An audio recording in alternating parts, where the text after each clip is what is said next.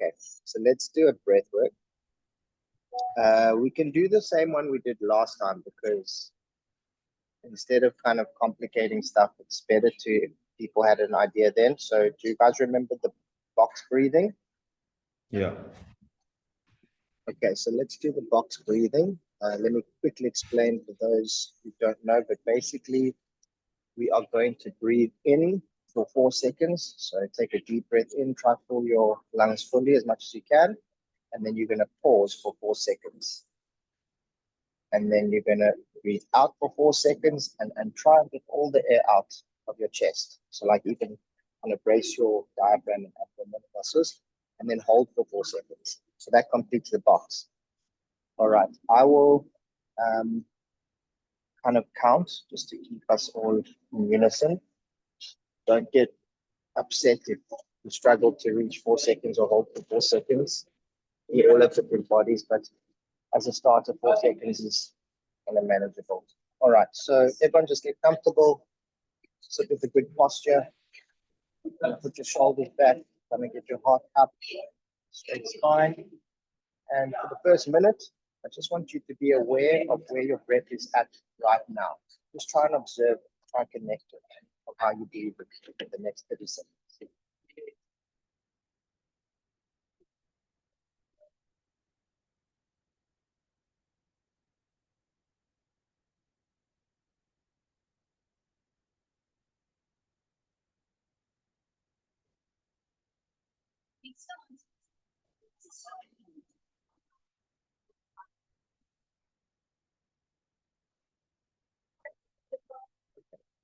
Just accept wherever you are. Don't judge yourself if you are just breathing lightly or anxious. Just accept wherever you're at. And now, we're going to count up from 3. We're going to start the practice with an inhalation. 1, 2, 3. Inhalation. Hold. Exhalation. Hold. Inhalation. Hold. Exhalation. Hold. Inhalation. Hold. Exhalation. Hold. Inhalation. Hold. Exhalation. Hold.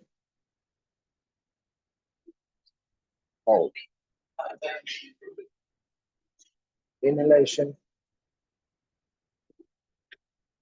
Hold. Exhalation. Hold. Inhalation. Hold. Exhalation. Hold. Inhalation. Hold. You guys are doing well. We've got a couple more. Exhalation.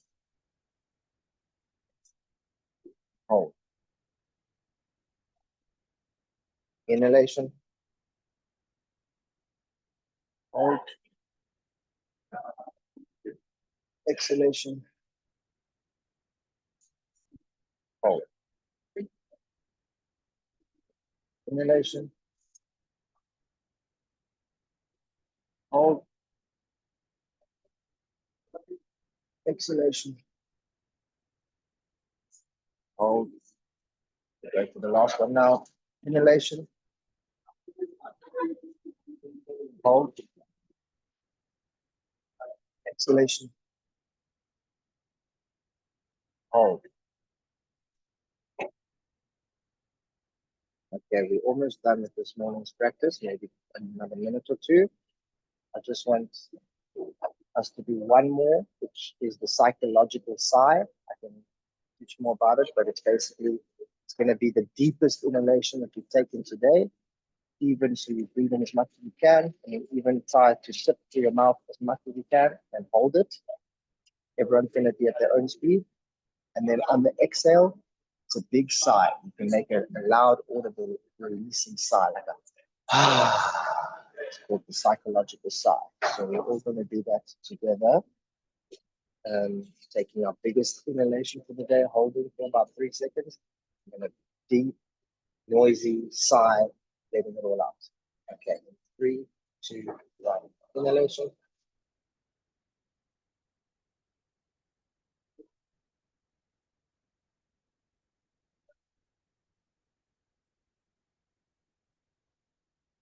All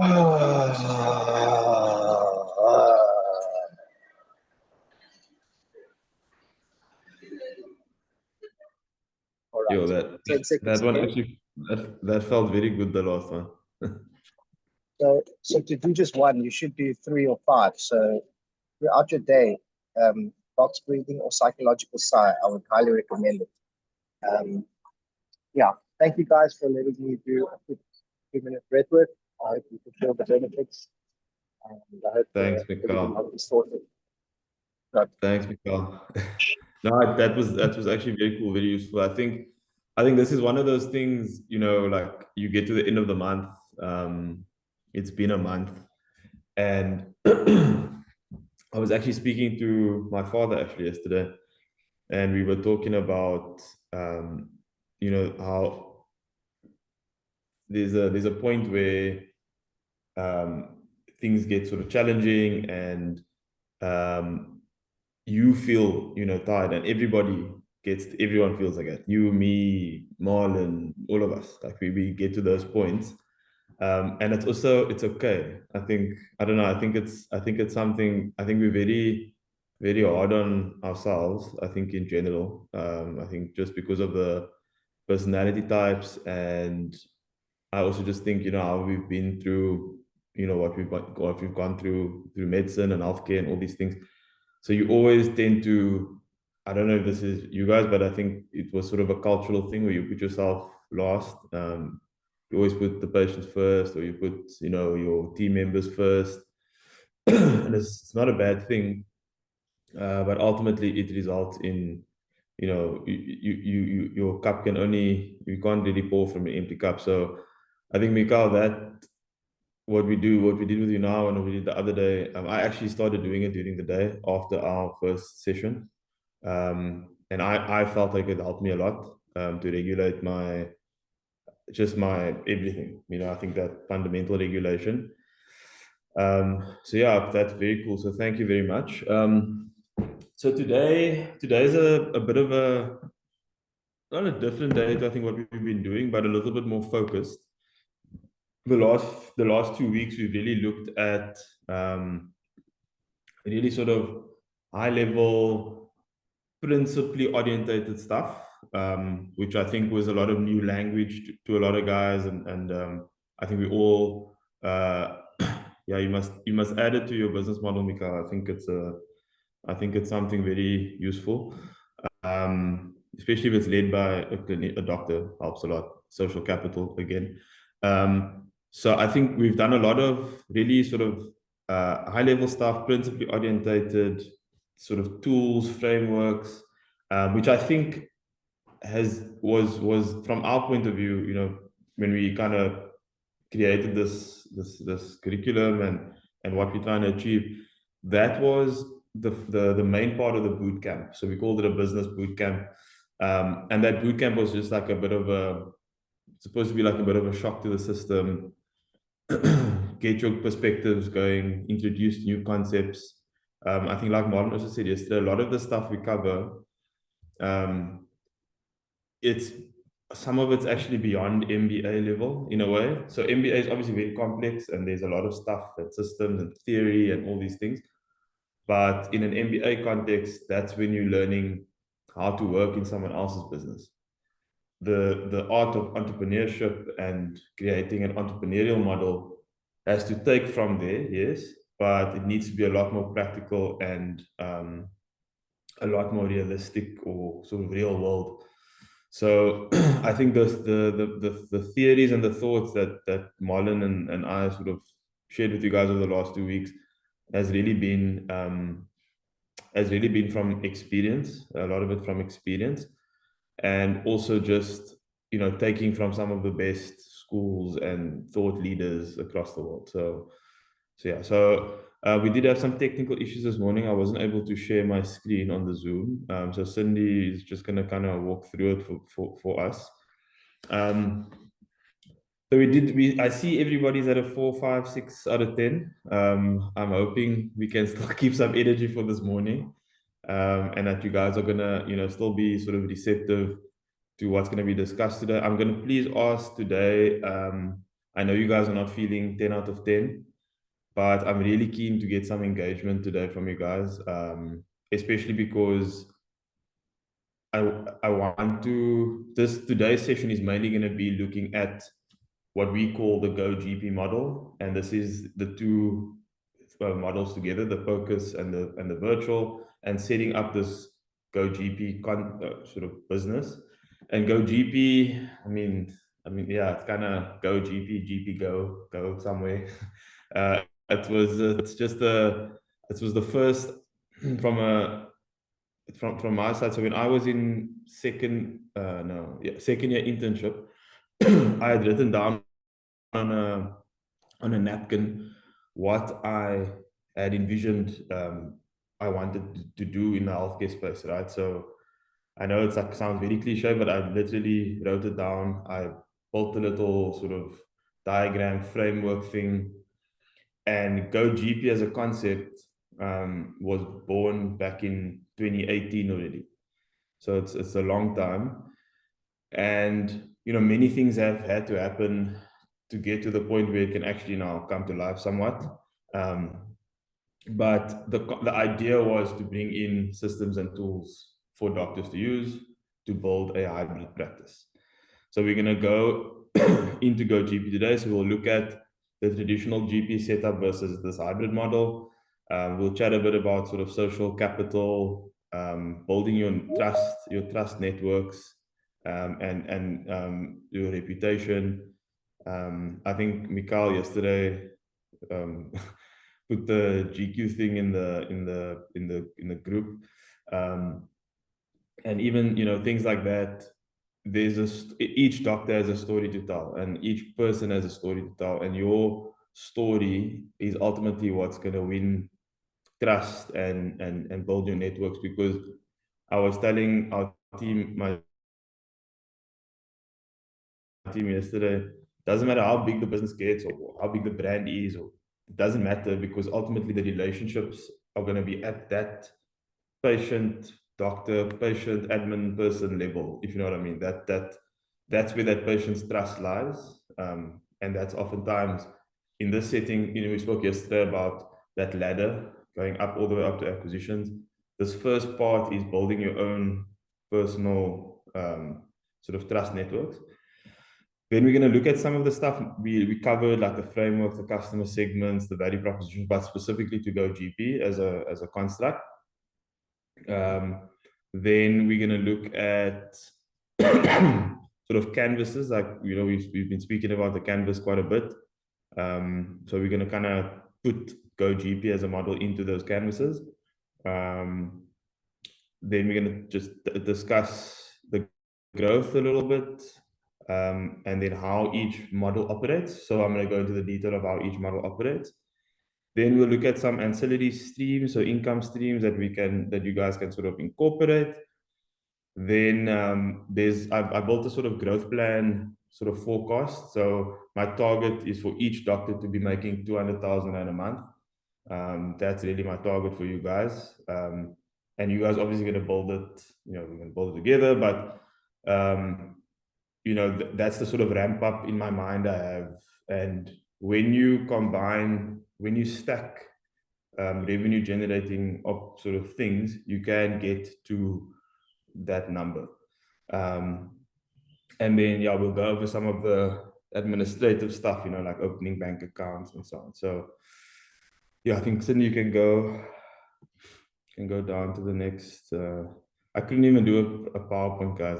I'm so sorry. It had to be. I couldn't send it as a PowerPoint.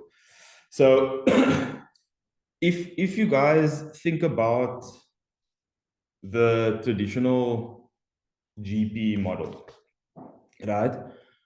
What do you? I mean, if I had to ask you guys now, if one of you could maybe answer, what is the simple setup of a traditional practice, like just like your view on it and your understanding of that setup. Anyone can, I mean, if anyone wants to. I mean, I'll go, I don't mind. Thanks, Karim. It's basically like rooms or like the back of a house or something, but like a space where you have your office, you have your examination room, you've got your receptionist, and people either phone or walk in, and you sort of rely on the patient to come to you and make the appointment. Yeah, and then you and that's kind of the way it's been for the last 20 years, right? So and each of these GPs, especially the ones that have been around for very long, they never really ran their practices like a business. It was kind of just, remember, they entered them. It's like, if you think about people talking about buying houses and stuff now, and, this generation can't afford a home, blah, blah, blah. Yeah, well, when you pay 10 rand for your house in 19 freaking whatever, it's not the same. Like, you can't really compare that, people say, I'll open a practice. Those GPs and those doctors opened up practices in areas where at the time there weren't any. The market wasn't, not that it's saturated now, but it was a novel thing, relatively. And they set those things up as just as a vehicle for themselves to just survive, right? And some did very well, some do very well. Think about the one I told you guys about yesterday. Amazing business, running very well. A unique model, where they open 8 o'clock to 8 p.m. They have 6 doctors locuming on rotation. They don't employ the doctors. It's a very interesting model. So that's different. But in the traditional setting, this is kind of what it's like. And in today's world, to start one up is anywhere between 2.5 to 3.5 million rand.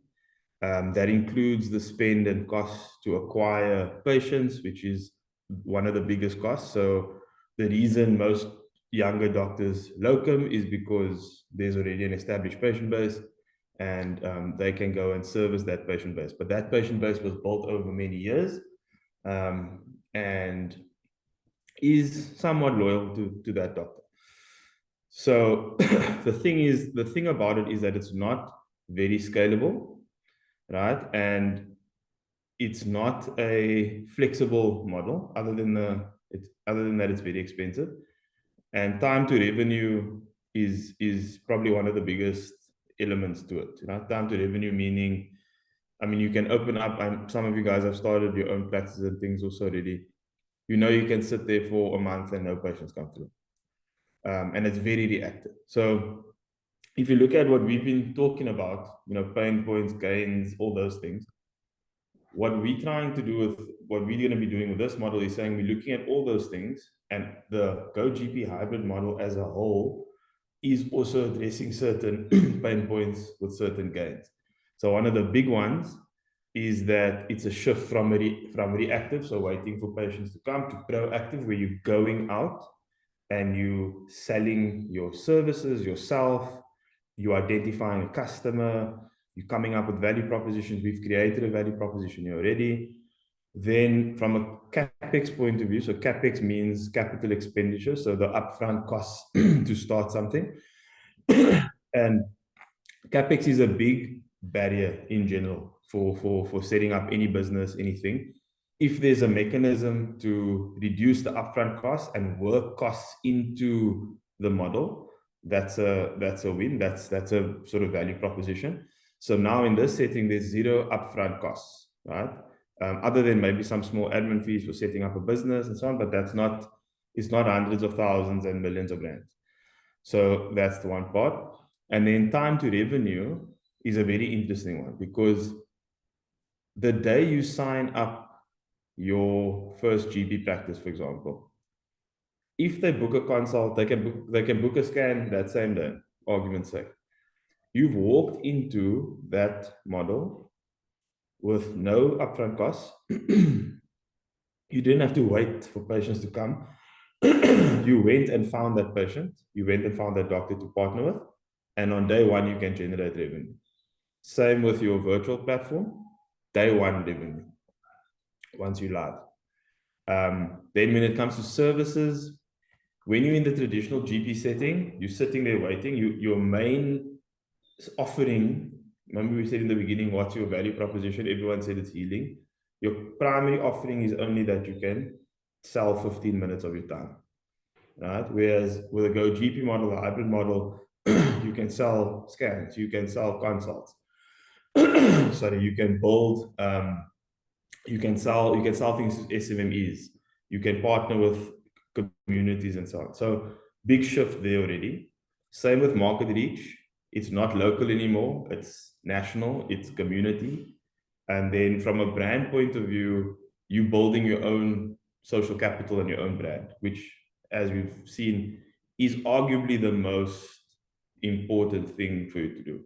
And I think with healthcare, I think I mentioned it the other day, like the only people who undervalue the doctor is other doctors. The way, if you go sit in a boardroom or in a meeting with someone in another industry, I can guarantee you guys that you are the most respected person in that room. That is for sure.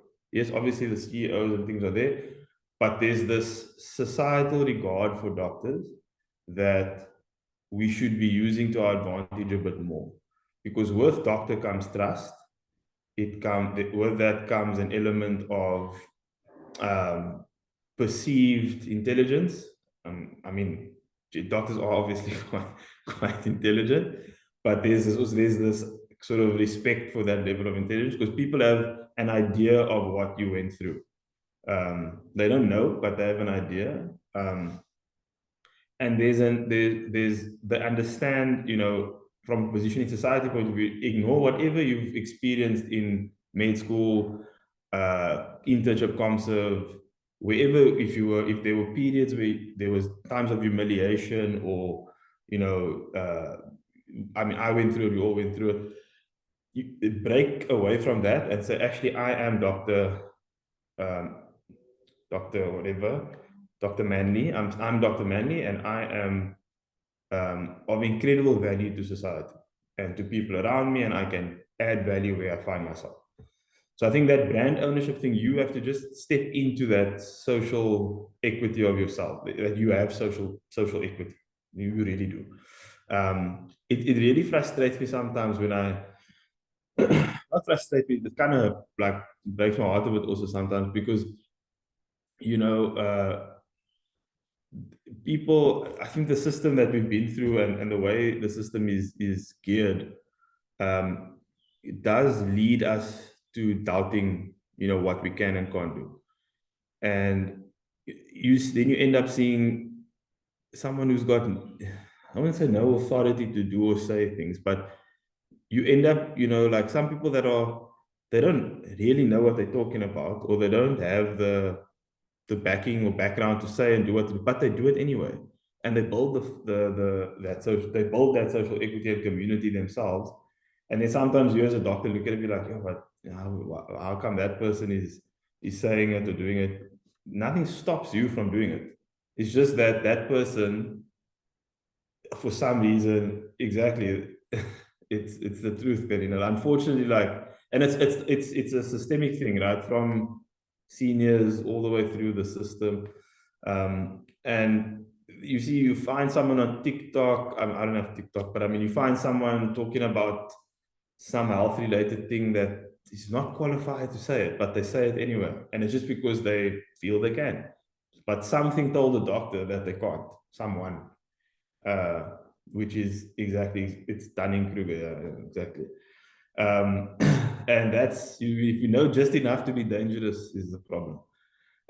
So yeah, so I think if you look at the two scopes of traditional and this hybrid model, it is beyond just the rands and cents and it's an entire shift in the makeup of you as the clinician, business person, entrepreneur, innovator. Those are the words you need to use when you think of yourself. Not I am just, Dr. Latiger, or I am just Dr. Kritzinger, Dr. Moore, Dr. Ntakana. I'm just sitting there as the doctor. You need to speak life into the fact that you are an entrepreneur, you are an innovator, you are a business person, you have social capital. So the first thing for me, just to get you guys to separate the two and understand that the traditional GP model is dying, right?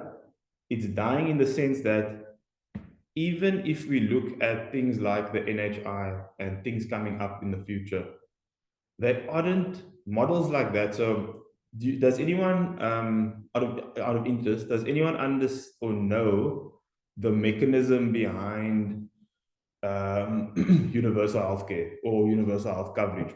Maybe not mechanism, not the right word. Does anyone know what it is actually trying to achieve?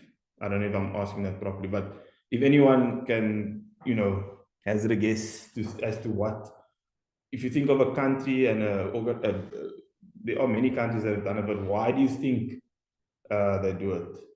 Okay, yeah, access is one thing, yeah. I think you can pop it in the chat, any other thoughts about it. But I'll give you guys the economic mechanism.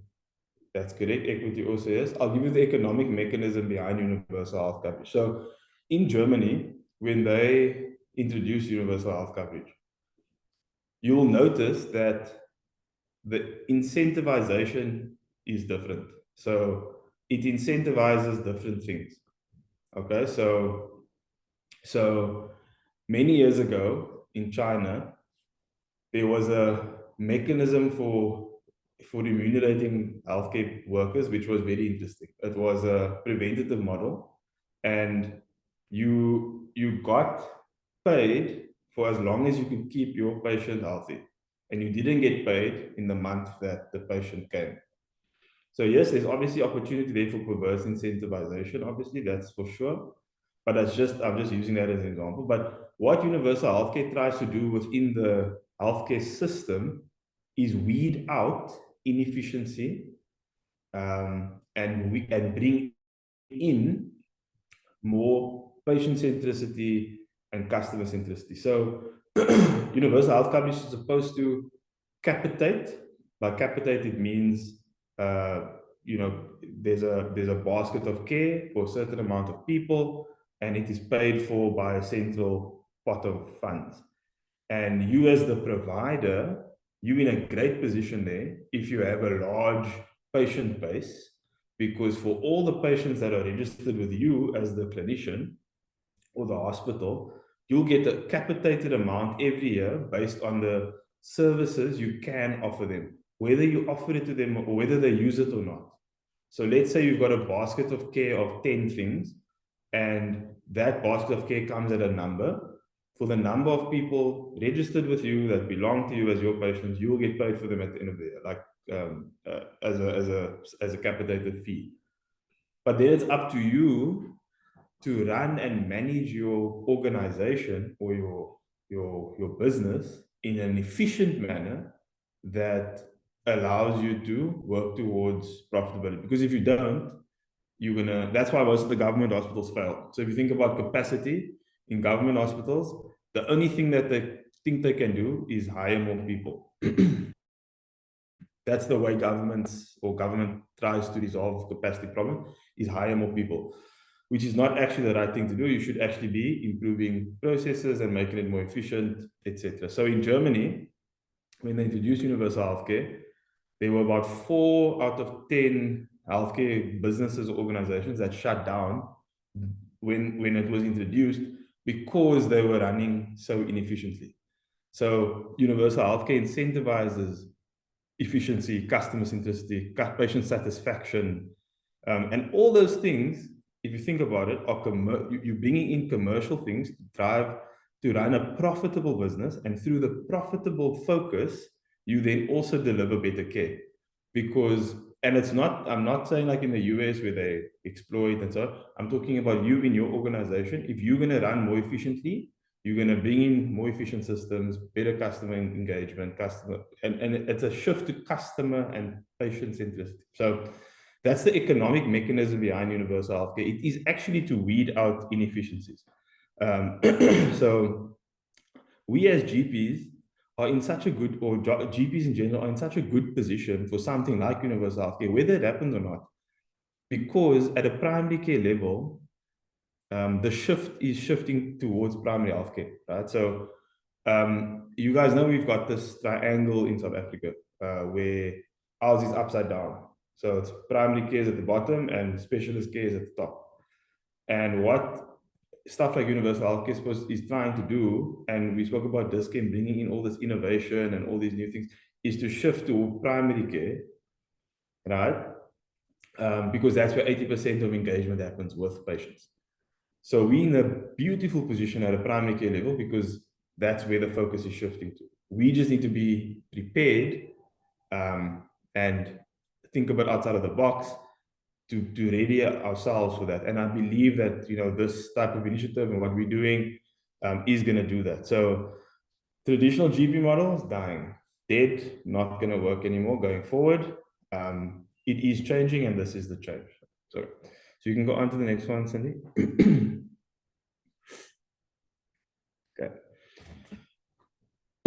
So if we look at our sort of customer profile and the value proposition canvas, I think when we did it in the week, we looked at, you know, pains and gains, and, you know, how that the value, the idea of a value proposition is what's going to bring value, or what's going to resolve gains, resolve pains and bring gains to both the industry and your customers.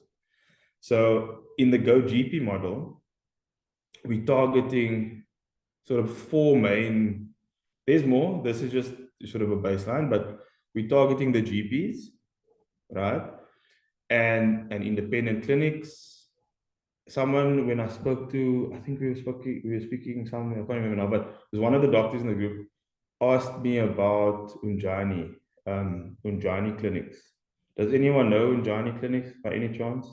You can just give a thumbs up if you know, if you've heard of them, if you know what it is. So, yeah, so Unjani is a very interesting model, and it's also a very, I wouldn't say it's a threat, but I would say it's a bit of a warning sign or a warning shot to doctors, because what has happened is it has been deemed easier to collaborate with nurses, to bring them into innovative care models, because they are they're just more likely to do it. If that makes sense. And the threat that the doctors have is that organizations, we were speaking about them, like big organizations, funders and so on, they get behind nurses because nurses are easier, right? To them, it's easier to work with, even though there are limitations to what they can and can't do. But at the end of the day, the nurse still requires a doctor for certain things. So when we look at selling of services, who our target market is, GPs are one. Nothing stops you from going to Unjani. Unjani does use our focus device already in some of their branches, and you do more scans there than in the public sector, and they're generating revenue from it. So we've got GPs, we've got clinics, we've got, what else can you guys think of places that would use focus? You could, soccer clubs. I know we did one of the doctors I worked with, he was an independent contractor to the two oceans, and he was doing focus scans on the side of the road for injured people. So the focus model has various target customers, but we're going to focus on the GPs, the independent clinics. As you guys expand it, you'll find more customers for that. On the virtual side, so you guys know what LSMs are? Just out of interest, just a thumbs up if anyone wants me to explain it. I can. What Isihle, you say how is? So let me just answer the question quickly. So Isihle asked, how is the training in the university? So we did. So there's very little, right? So part of why I launched, so I created UImage a few years ago, 2018.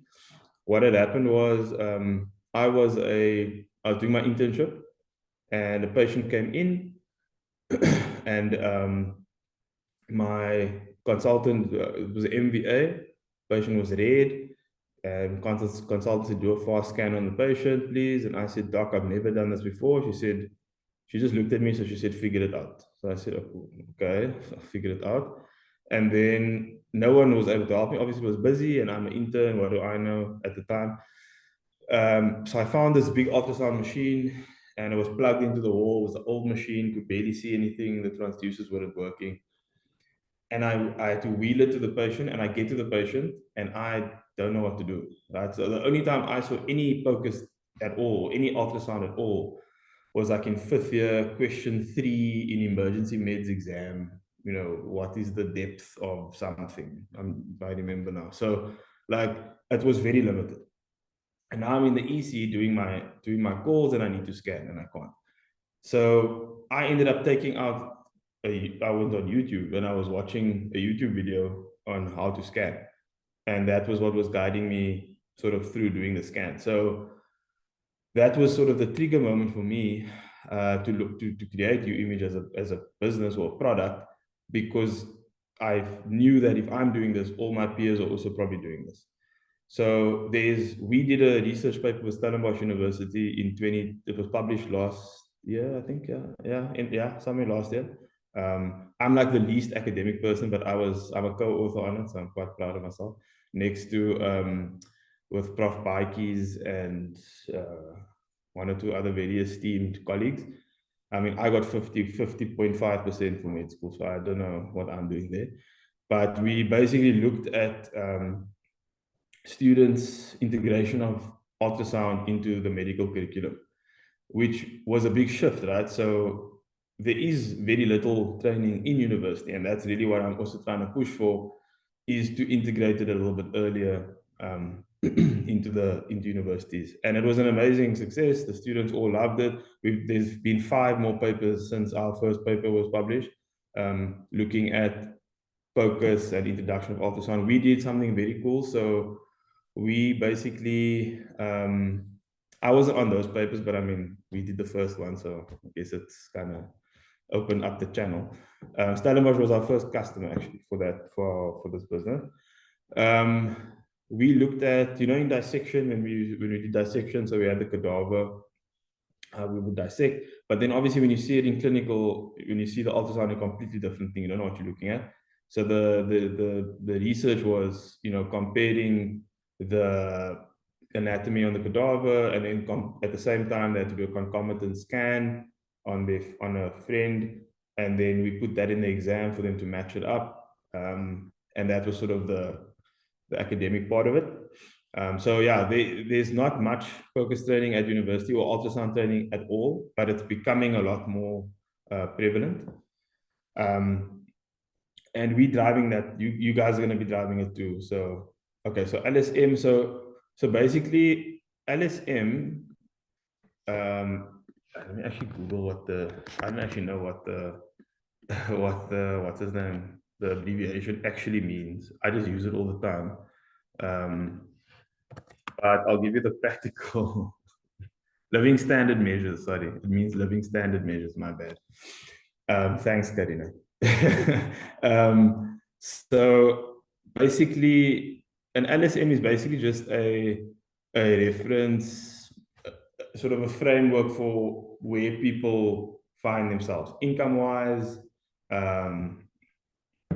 living standards-wise, etc., and is measured according to various sort of metrics. And a big part of it is income, and then what they're spending on, housing, etc. So it also impacts from a business's point of view, it also impacts what you can charge, sort of what disposable income and so forth. So there's a lot of detail behind it, and it's from a marketing point of view, from a go-to-market point of view, it's kind of what businesses use to decide where they're going to focus their efforts and their marketing efforts. So on our side, we know that there's lower income communities, there's sort of middle income, and then there's the Sea Point Sandtons of the world, which is quite high up. And what's interesting about these LSMs over the years is that the middle class has changed in a big way. So there's no the middle class is shifting down, and some of the upper class is shifting into the middle class. And what's interesting is that the disposable income and where people are spending their money has changed in a big way.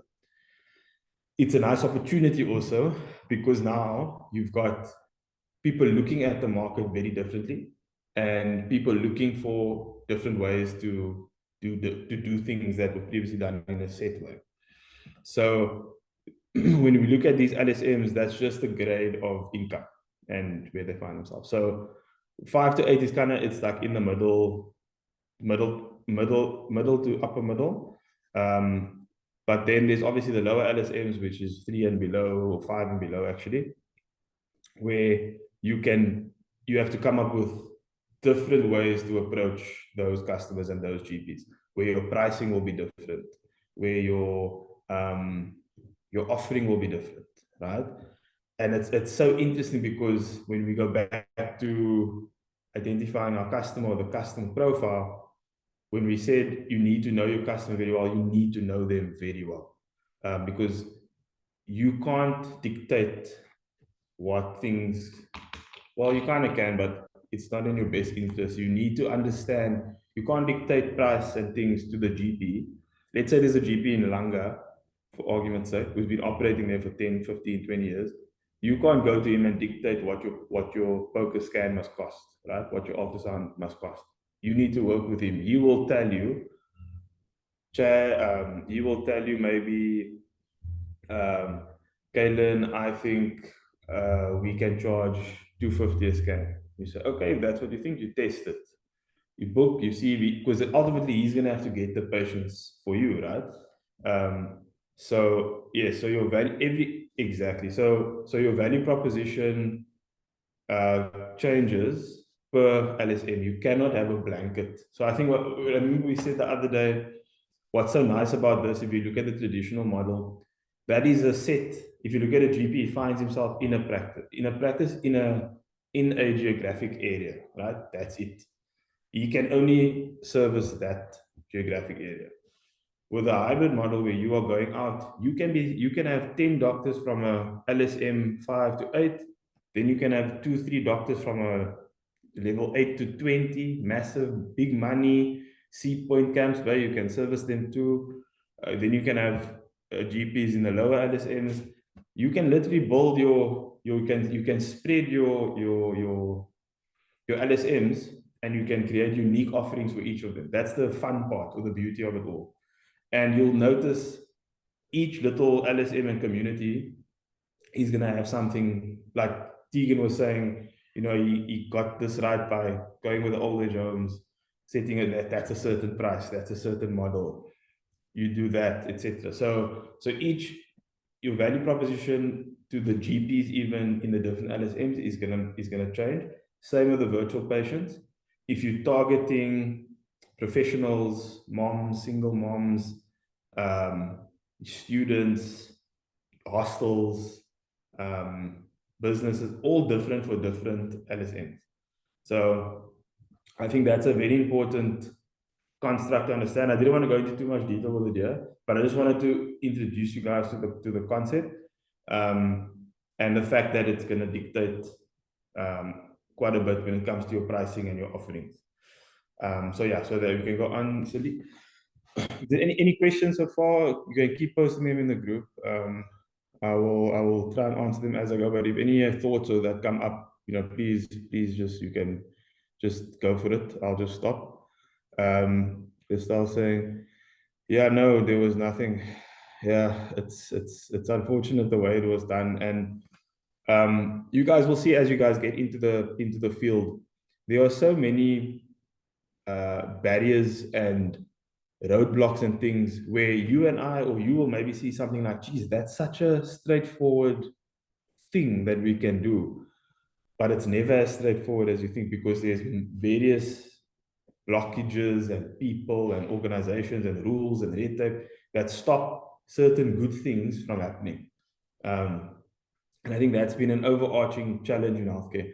You guys know, like, the people that do the tenders in the hospital that used to give you guys, that used to use the equipment. Sometimes you think, how did you? And they don't know really about the devices they're supplying. Ultimately, you're the one using it. But at the end of the day, they're the ones doing the work to get the jobs. Yes, there's some other elements to it too sometimes, but ultimately the doctor is sitting in the hospital. Their time is being spent seeing the patients. So if there are doctors who actually want to get involved, nothing stops you. Yeah, so I think you can go on, Sydney, to the next slide. Okay. So I wanted to continue with the theme and with the tools that Marlon introduced you guys, just so that it becomes a bit more familiar. This is not set in stone, but this is just a means for me to articulate what was presented and bring GOCP into it, right? So if you think about what pains would you, if you think about pains, right, in the context of a virtual care patient, I think we mentioned a few yesterday. Which pains do you think they are experiencing that would potentially be relieved by something like virtual care? Like, just out of interest, think of any customer, any patient, anyone. What type of pain would we potentially be relieving? Transport's one, yeah. Waiting times, yeah. Bedridden, yeah, definitely. Time, yeah. Good. Definitely, yeah. Those are definitely some pains. And then in the context of a GP practice owner, do you think there are any pains for him when it comes to not having focus? Lazy. No, true.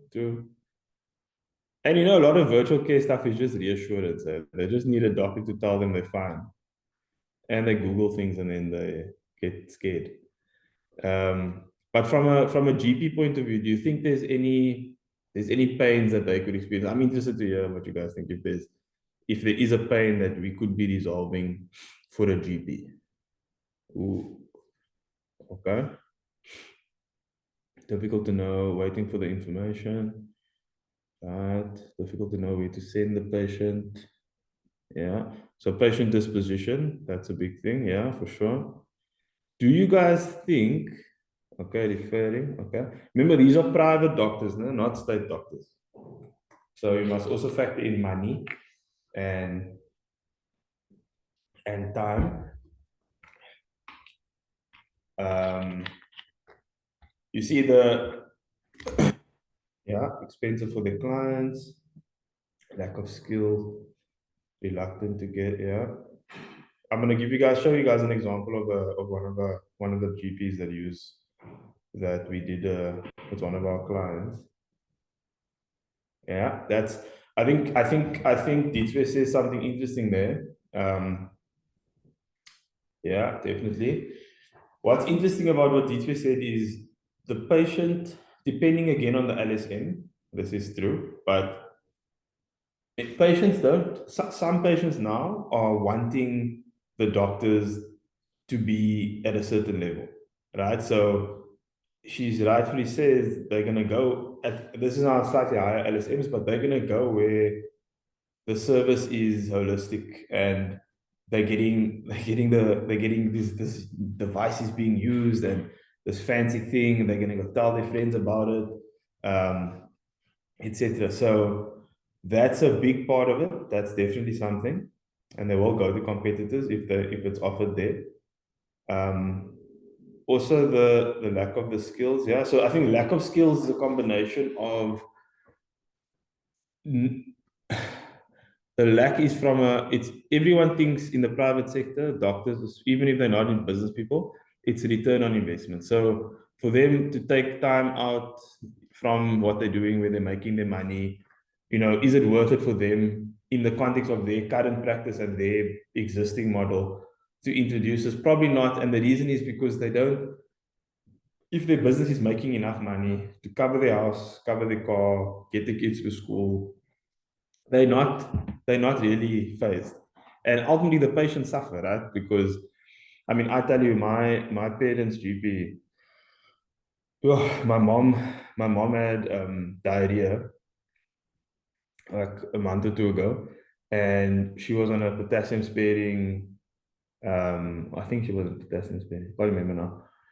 But she was on something that should have been stopped when he saw her, right? When she came with the gastro, knowing she's on it, he should have stopped it.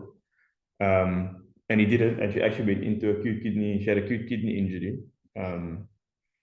It was fine before. Obviously, it was good that she was taking it before. It was renoprotective.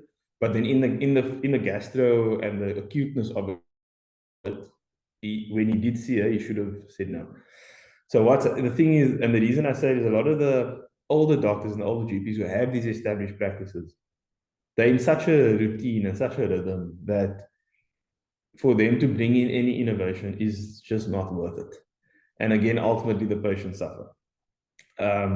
So Bianca said medical aids don't pay for the outpatient scans. To a degree, yes. The beauty with a bedside scan, remember, formal ultrasound and so formal ultrasound and bedside ultrasound are very different things. So when you do that formal ultrasound, that's obviously to the radiologist and so on. Sometimes they don't pay for that, but bedside scans are just genetic scans. So it will be, what's the ICD code now? I can't remember the exact code now, but it's a bedside ultrasound, genetic, sort of general bedside ultrasound. So that's why when you define your scope of care and your scope of scanning, which we'll do in the clinical training side of it, then you'll see that, actually, most at the level I'm scanning up to, it is covered. And it's not like a super complicated scan. So I think that, and then I like this one, Karina, about the loss of follow-up or the patient doesn't go. So that happens very frequently, even with drawing bloods, right? When there's a disconnect in the care pathway, you lose that patient. It's the same thing we have with the physios, where physio consults don't happen. It's the same concept. So I'm glad you guys are sort of identifying that there are potential pains that GPs are experiencing when it comes to focus, and that you can see that if you bring it in, there's a gain, right? There's definitely going to be a gain there. On-site revenue for that doctor. Not many organizations are they able to do, or partners are they able to do deals with where they get sort of revenue shares, which is a big thing. There are some perverse relationships that is obviously happening in the industry, where guys are the deals with the pathology labs and things, but ultimately the person who suffers the most is the patient, right? So with that sort of in mind, when you approach dealing with these doctors and discussing the opportunity with them, extend it beyond them, right? Obviously, they're going to benefit, but extend it to their patients, extend it to the fact that they're offering a service that wasn't there before. They are, I'll tell you a model which I think you guys should all try once you're up and running.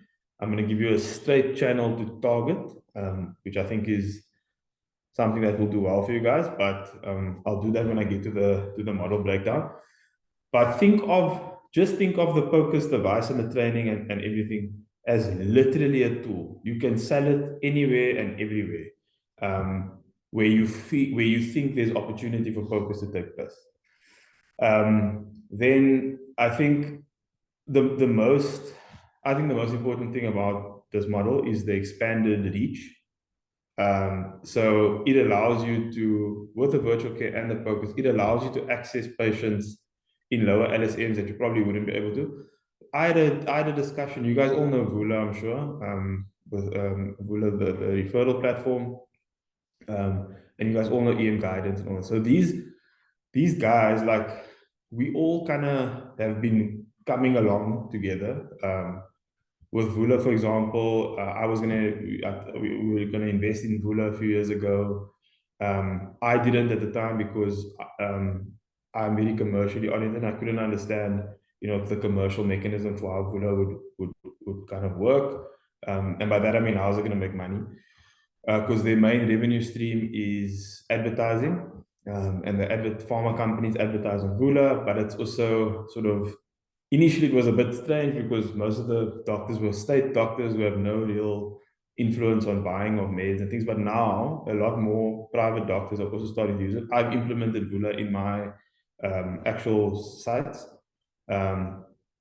just because it's consistent and cohesive, but it's frustrating because it takes time, and there is a lot of frustration there. But from a value point of view to your customer, we try to do a turnkey solution. So we do bloods, we do scans, we ensure that, you know how many GPs don't refer? They don't even bother, because from a return on time point of view, they decide not to. But my point is, what I was going to get to was, there are so many doctors in private, right, who really want to service state type patients, but they don't want to work in state, right?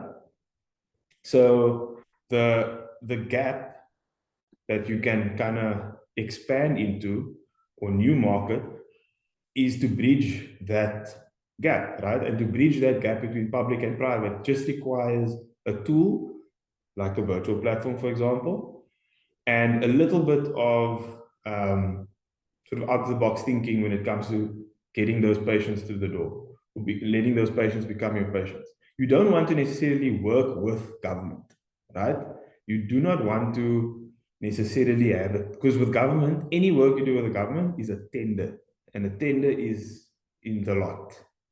We don't do any of that stuff. But you want to align with government infrastructure because of the volume of patients that move through these facilities, right?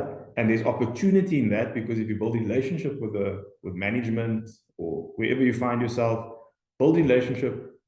Nothing's, because they all have very specific metrics that they need to uphold. So for government, for example, stats is very important. So they want to reduce mobility, reduce mortality. They don't want more patients, they want less patients. Whereas you in the private sector, you want more, right? So the public sector infrastructure is overburdened by the same type of patients that could be your patients, right? They could, because they have money. They don't, there's an LSM very low where there's no money, right? Then there's a big chunk that operate in the informal market where they have more than enough money, actually, for a 350, 400, and 350 scan. Someone in the house has a phone, etc., etc. So it's just, when you're looking at the different pains and the gains, each potential customer you look at, where there's things you can do to address some of their pains, and then there's gains on the other side for the customer, be it an organization or a health system, a patient, a business, etc. You just need to go into each of them in a specific sort of mindset, and don't apply a blanket to all of them. right? So that's just kind of what I want to sort of impart here with you guys to think about as we go through this now. So Mikhail's saying all GPs had an associate private terms who can connect with virtually could be valuable. Yeah, exactly. And what's also cool is that even in a virtual care setting, right? So you can do sort of in the platform, you can do in-app referrals. And initially when we built the platform, we wanted to integrate Vula into it, like in the actual interface, which we ended up not doing. But our referral framework is the same as Vula's. Nothing stops you, because those referrals, and I'm going to talk now, I'm going to talk commercially now, right? That derms or that specialist, how it's supposed to be. Specialists can't exist without GPs. Supposed to, right? So GPs are supposed to be the primary sort of, not gatekeeper, but initial access point, right? It's supposed to be like that. But in SA, because of things like medical aids and how they operate, everyone who's pregnant thinks they must go to the gynae, which is not the case, right? GPs can do a bunch of stuff that you don't need. I mean, midwives, we're busy working on an initiative in Kenya now, where we're training midwives to handle from start to finish the uncomplicated pregnancies, right? And by that I mean equipping them with ultrasound, antenatal training, partner with a GP, use the GP's rooms to deliver. GP gets a cut, have a consultant on call for a Caesar emergency, but it creates a new commercial product for that patient for a low risk pregnancy. Instead of a forced Caesar, you know, our private doctors like to force C-section. But we're trying to, in Kenya now, for example, it's to empower the midwife and bring them back because they've been left outside now because the gynaes are doing everything. So, you know, so I'm just going to read you guys' comments here. So that referral pathway, Mikhail, in the traditional setting, those referrals, those specialists rely on that because that's the only way they make their money. Right? They can not only, but they're so dependent on primary healthcare physicians and having relationships with physician GPs. That's why you'll see Melomed's marketing head will start engaging you because they require inbound referrals, right? Because their doctors, they need to show value to the doctors who are paying rent in Melomed. Okay, so the Melomed, I'm using Melomed as an example. They are an infrastructure business, and all the doctors who are there pay rent to be there for their rooms. When you look at a private hospital, it's basically an expensive hotel. So you get your bums in beds is their main metric that they're tracking, and the nurses and all those other things are the ancillary costs that make your overnight stay very expensive. The doctor bills separately, right? Because the doctor is paying the hospital rental, infrastructure fees, and so on. So that's the model in a private hospital. So they, as Melomed, would engage the GPs because if there are patients coming through, the doctors can say, "Oh, no, it's worth it for us to pay this rent," for example. So the point is just that these referral pathways, you guys are going to find new referral pathways. That's why I love what you guys are saying in the group, because ultimately these innovative care pathways is what is going to generate that flywheel effect we spoke about yesterday. So yeah, we say, I'll say private hospital to be able to have exactly, and it's simple, right? It's a simple tool. I think from a technology point of view, the simpler the better. And the real innovation or the real breaking down of the barrier happens in a commercial or a relationship at a relationship level. It's quick. Exactly. Yes, and I think we were speaking about who we speaking to the other day who said she wanted to focus on on the women's health. It's so simple to do, and you can literally leverage. You were talking about doing the Mirenas and all these things. We do a lot of Mirena inserts and removals. You can offer that at your GP. You can tell him, you can bring in a bunch of moms or a bunch of young women, sorry, who, you know, are on contraceptives. Some male GPs don't even offer it. So as a female, you can go in and offer a holistic package where you say, I'm offering a contraceptive package which includes XYZ, and you can say he can sell that to his patients, and you can come and deliver that service, right? So that's an amazing model that you put down there. Yeah, how are you bridging the gap between private public maternity in terms of indemnity? So what's happening? So I'm going to use Unjani as an example. It's probably the best example. So we deployed about 90. They were a customer of ours. We deployed about 90 focus devices into Unjani and trained them and everything also. And these nurses, guys, it's an amazing thing. I think, and it's good you're asking me about it, because this speaks also to, I think, the framework and the mindset of a nurse. They're not as risk averse. They're not very risk averse. They just gooi, right? But what we had to get right was the scope. So indemnity is a function of the scope of no, they just do their own thing. They don't worry. Doctors think 5 times before they do anything, which is fair. But the scope that you operate within has a direct influence on your risk, right? So that's why I'm going to tell you guys a story about clicks when we get to the focus model, which we were involved in. That's why we tell people, you know, just a basic first trimester scan. You just want to see the fetus, see the heart rate, see the fetal heart, get a gestational age, estimate the fetal weight as a baseline. Done. That's the scope of it, right? And from a risk perspective, those patients are coming into the Unjani setup, getting their scan, getting the image, but they still go and deliver, for the most part, if it's uncomplicated, in an MOU. If not, remember, none of these MOUs have ultrasounds. They're doing normal.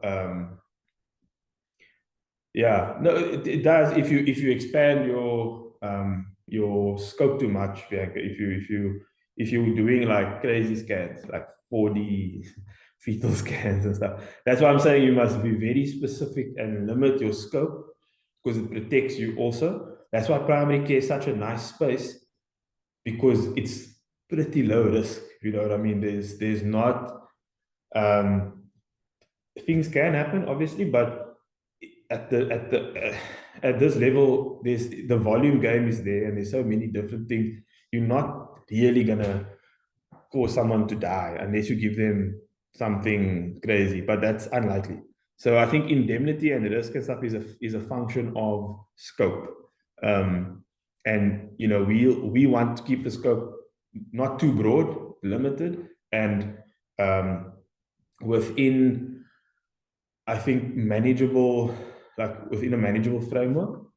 So yeah, and I think, Crystal, on that specialist commentary there, you know, what does the specialist do, right? So you do the workup in a traditional setting. You do the workup, you share the information. Once they've seen it, they then, unless they do additional investigations, it's more a case of interpreting the information and then maybe a different treatment strategy when it comes to the types of meds, the dosages. You know, it's just a little bit above your maybe the general practitioner's knowledge base, but beyond that, it's just the fact that they are actually able to do the scripts and things at different levels of medication. So to have a reduced cost specialist consult, even if it is on a virtual level, would be useful for a patient. If you get a physician to do, instead of charging, maybe instead of 1.5, maybe the patient doesn't have medical aid. Instead of 1.5 a consult, maybe drops it to 850 or 900. but he still has that consult with that patient. So yeah, so yeah, exactly, Karina. And you'll see this from an indemnity point of view. You'll see there's, even when you do virtual consults, your insurance goes up a little bit, not like hundreds of thousands, but it goes up a little bit. Just because I think you guys know this is only the fifth year that virtual consults have been legal in the country. Pre-COVID, it wasn't allowed at all. You had to go through you had to see the patient first in person before you could do a follow-up for virtual. So post-COVID, that change in legislation due to COVID has just kind of stuck around. They haven't changed it. So, and I don't think it will change. But even there, insurers have added another element of, I guess, protection when it comes to that. So I think so. Cindy, you can go to the next one. Sorry, it took a bit longer the pain thing, but it was good. It was good because we identified definitely pains across the board, where we believe that our offering can come into play, bring some gains both for the health system as well as for whoever the customer is. Okay, so back to this GOCP model. So all the doctors that are part of this initiative are going to be sort of operating under, I guess, or they're going to be powered by GOCP, right? And GOCP is the entity that supplies the virtual platform, the training, the support, the focus device. It's effectively the management arm or the service that your practice runs under. So the whole model is that there's two engines, right? We're putting two engines onto the road under one practice, your practice, and then it's kind of powered or there's expertise that's shared, and then building your social capital to expand that model. And we're starting with two, but it doesn't mean it has to only be two. In this model, I'm putting the focus selling of the services and then building your own patient base with a virtual clinic. And the reason for that is to spread risk, number one, and also increase your earning opportunities, and give you guys tools that I know for a fact you guys are going to find a lot more models out of these tools.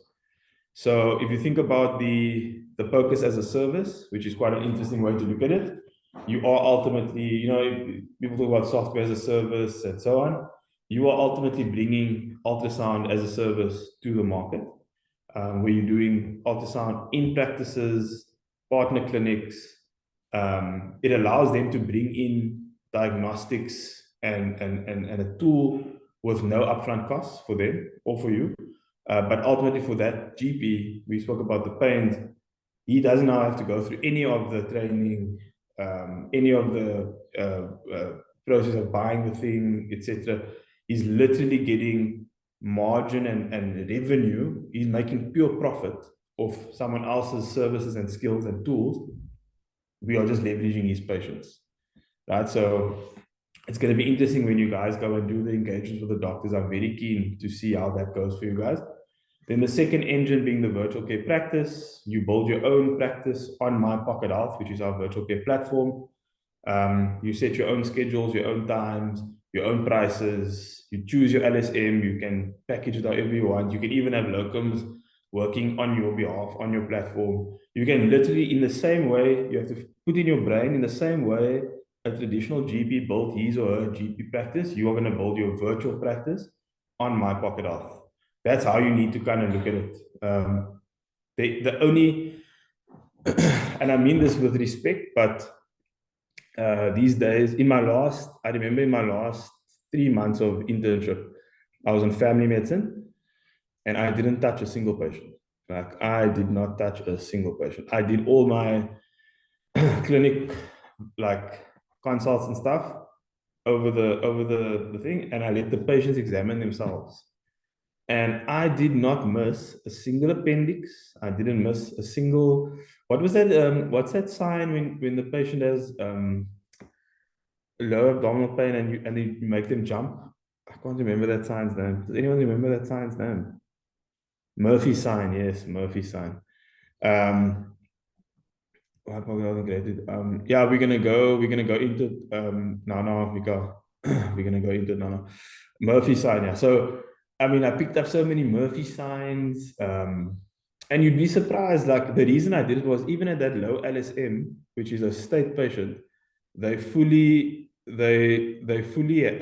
understood, you know, what I wanted them to do, right? And my wife made so she heads up the virtual care platform, Chanel, and she made such an interesting comment. She did an interview once and she said she loves the virtual care so much because we've been trained that most of our diagnosis comes from history, right? Most of it. You do the examination to kind of establish a differential, and then you kind of know where you are already from the history. So she made such an interesting comment. She said, virtual care and using my pocket ultrasound, it's the only time that she was actually able to get so close and personal with the patient in their home, because when you're doing the consult in the house, she says to the patient, go to your fridge. I want to see XYZ. Take me to your medicine cabinet. Seize the medicine. You know, that type of things. And take me to, you know, where you're moving around. And that level of sort of access to the patient, it was, for me, it was quite a interesting thing for her to say, because she's right. Like she was an espresso the other morning. Espresso is like a morning TV thing. So she's become the resident doctor. And again, I'm speaking here to social capital and all these things.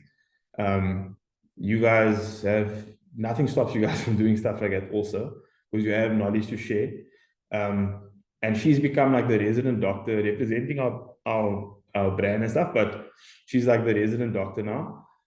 And you know, she actually mentioned this on TV, and so many patients said yes, because the comments were things like, yeah, because when I go to the doctor, I tell a different story to what I would have said if I was at home, because it's this white coat thing. It's now this formal sort of environment, whereas if they're at home and they're comfortable wherever they find themselves, they just share, you know. So so yeah, I like this picture. So this that's Dr. Smith. She heads our Woodstock branch.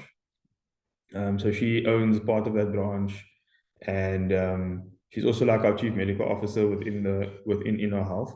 And I love this picture because that is Nico.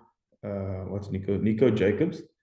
He is the CEO of the SA Future Trust, which is the Oppenheimer family's investment vehicle. And they, you know, were interested in what we're doing and came to see us. And you know, for people outside of healthcare, there are things in healthcare that you and me and everyone else, we think is normal because it's like just part of life. But it's always amazing for me to see, and again, it speaks to social capital, trust, professional networks, your community standing, etc. It amazes me how much value people outside of medicine attribute to healthcare related things. It is like a marvel. You know, Marlon really wanted to be a doctor. He'll tell you, he actually did his master's paper on many years ago. Don't tell him I said he's not that old, but like a couple of years ago. He did his thesis, if I'm not mistaken, on health records or something along those lines. And he also had a very personal experience with healthcare. Same as me. And I think there's always something that someone can relate to within the healthcare space, and there's always something you can attach or you can kind of pull on, which you need to just be a bit more aware of to leverage, right? And to build something from there. So these guys really love what we're doing, and I mean, they were amazed when they saw, you know, what can be done with a simple bedside ultrasound. This mom had never seen a baby before. This is a third pregnancy. And it brings dignity back, right? So we got full permission for them to be in the room for that session, but you're bringing dignity back into healthcare, which I think has gone, right, over the years. So Crystal saying, yeah, Crystal private, then get your first. So yeah, so this is the thing. So you'll see when you go into the market now, you'll identify, we call them jumpers. So they jump between public and private for different things.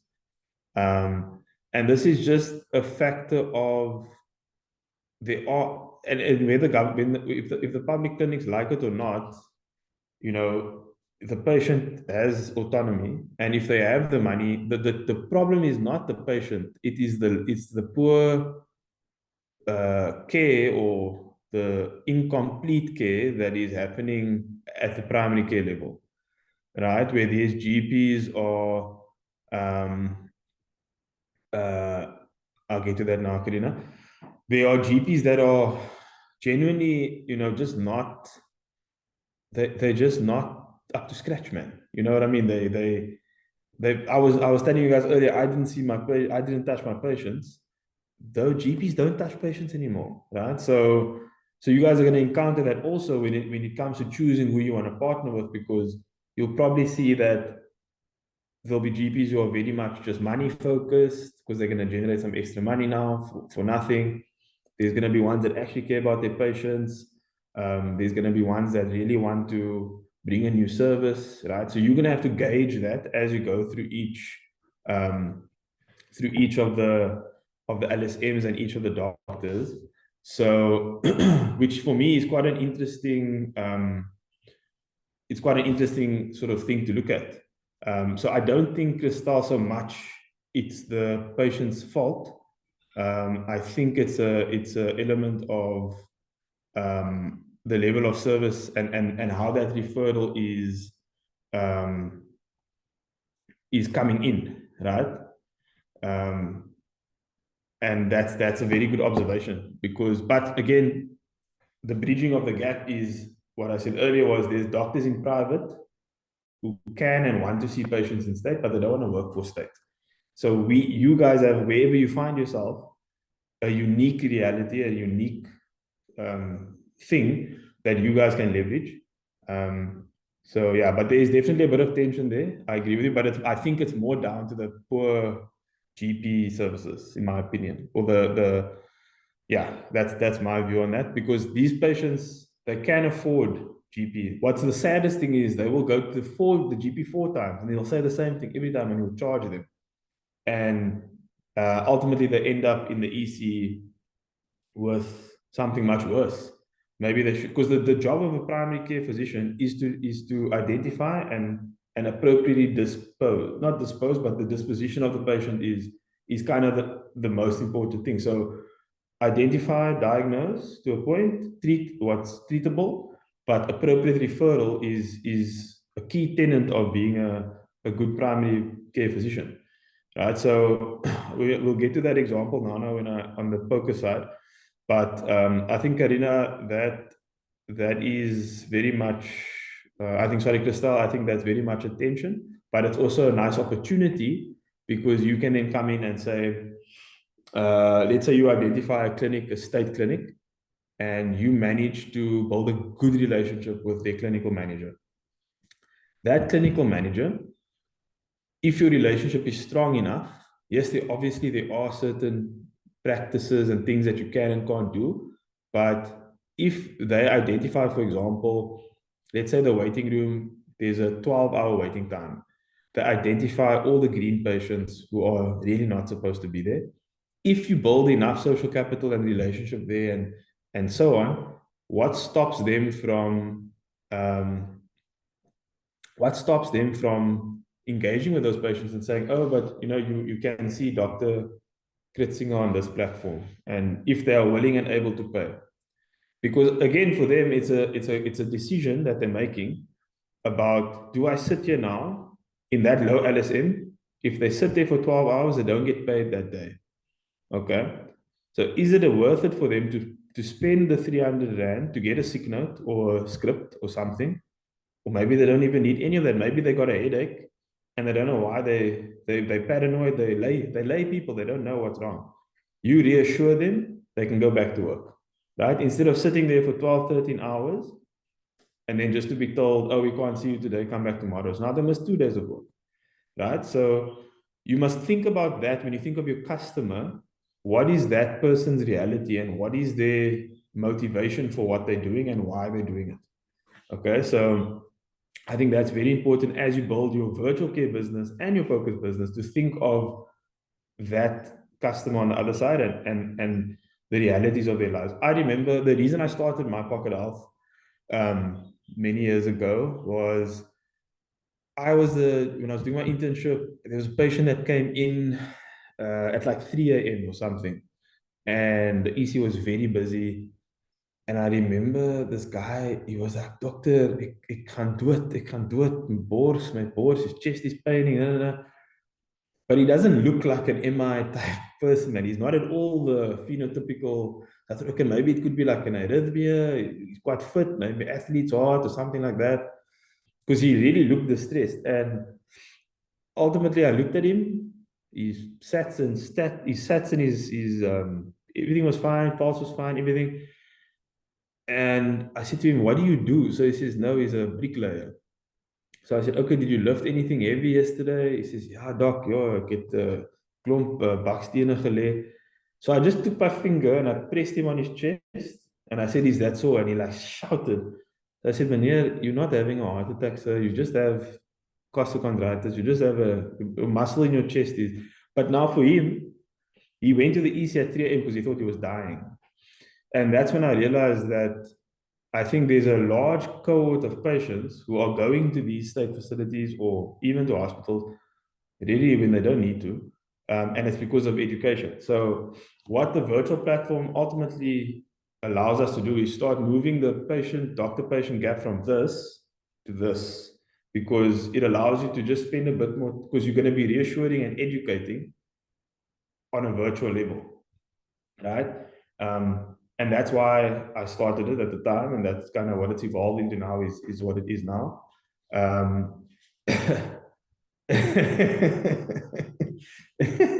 Oh, yeah. So it's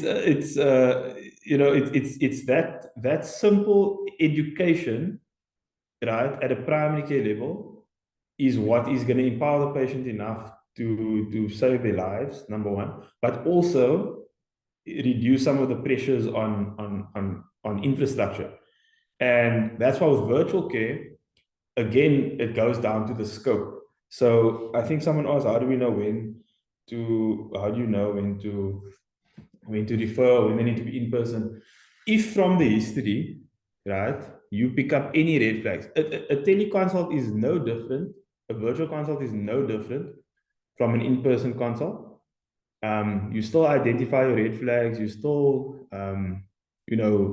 ask and find those probing questions. And if you have that clinical suspicion, which is the beauty of being a doctor, right?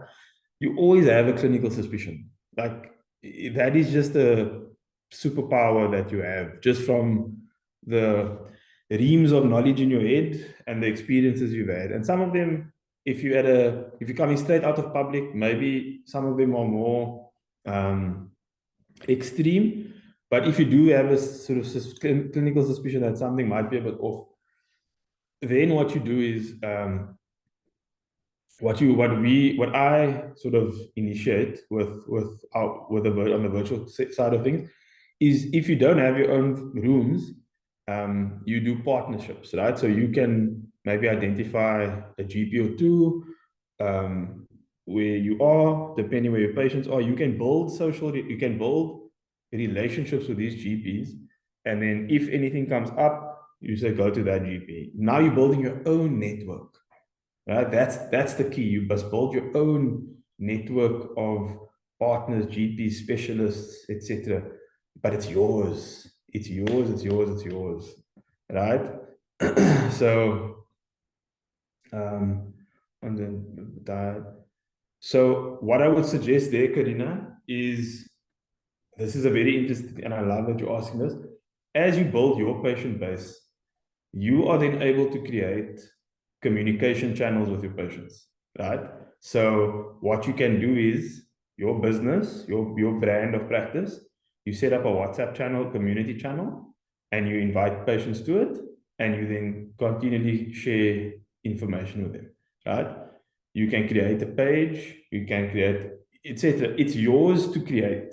And I think it's very good that you're thinking about it, because that's what I'm hoping will happen organically as you go through it. Because once you start taking ownership and be like, oh, but these are my patients now. I'm not bothering someone else's patients, some GP's patients. These are mine. You know, they're subscribing to me as Karina, as the clinician, as the doctor. And you can decide the type of customer you want. If you want old ladies, that's fine. If you want young students, that's perfectly fine. You can decide. You can have both. Yeah, exactly, Miguel. You don't always need to. Yeah, you don't. You really don't. The history is enough, especially at a primary care level. If you have a patient who's maybe diabetic, and they're complaining, because remember, it's so beautiful. It's so interesting. The patients don't know what's wrong with them, right? At all. So it's so beautiful that you are receiving information from someone who's completely lay, but they're explaining it to you in such a real way. This is just what they're experiencing. And if you just probe more on that history on the virtual care level, you'll get 99% of what you need to get. I tell people all the time, if someone's okay enough to book a virtual consult or walk into a practice, they're not that sick, to be very honest with you. Like, they're not, I mean, they're sick, but they're not like that sick, right? So I think there is always a level of protection when it comes to primary healthcare. Okay, so you can go on. Sorry, we're going a bit longer. Today's session is a little bit longer. If you want us to break, just tell me. If you guys do want to break, you can just say. We can maybe take a 5-10 minute water break or toilet break. This is a little bit more med schooly, because we're going through a little bit more detail. But what do you guys want to do? Do you want to push through? Because there's quite a few slides. We'll probably finish a little bit later today, but tea break, guys. You want a tea break? I also need to go to the toilet. Could we maybe do a 5-minute tea break? Then we'll go into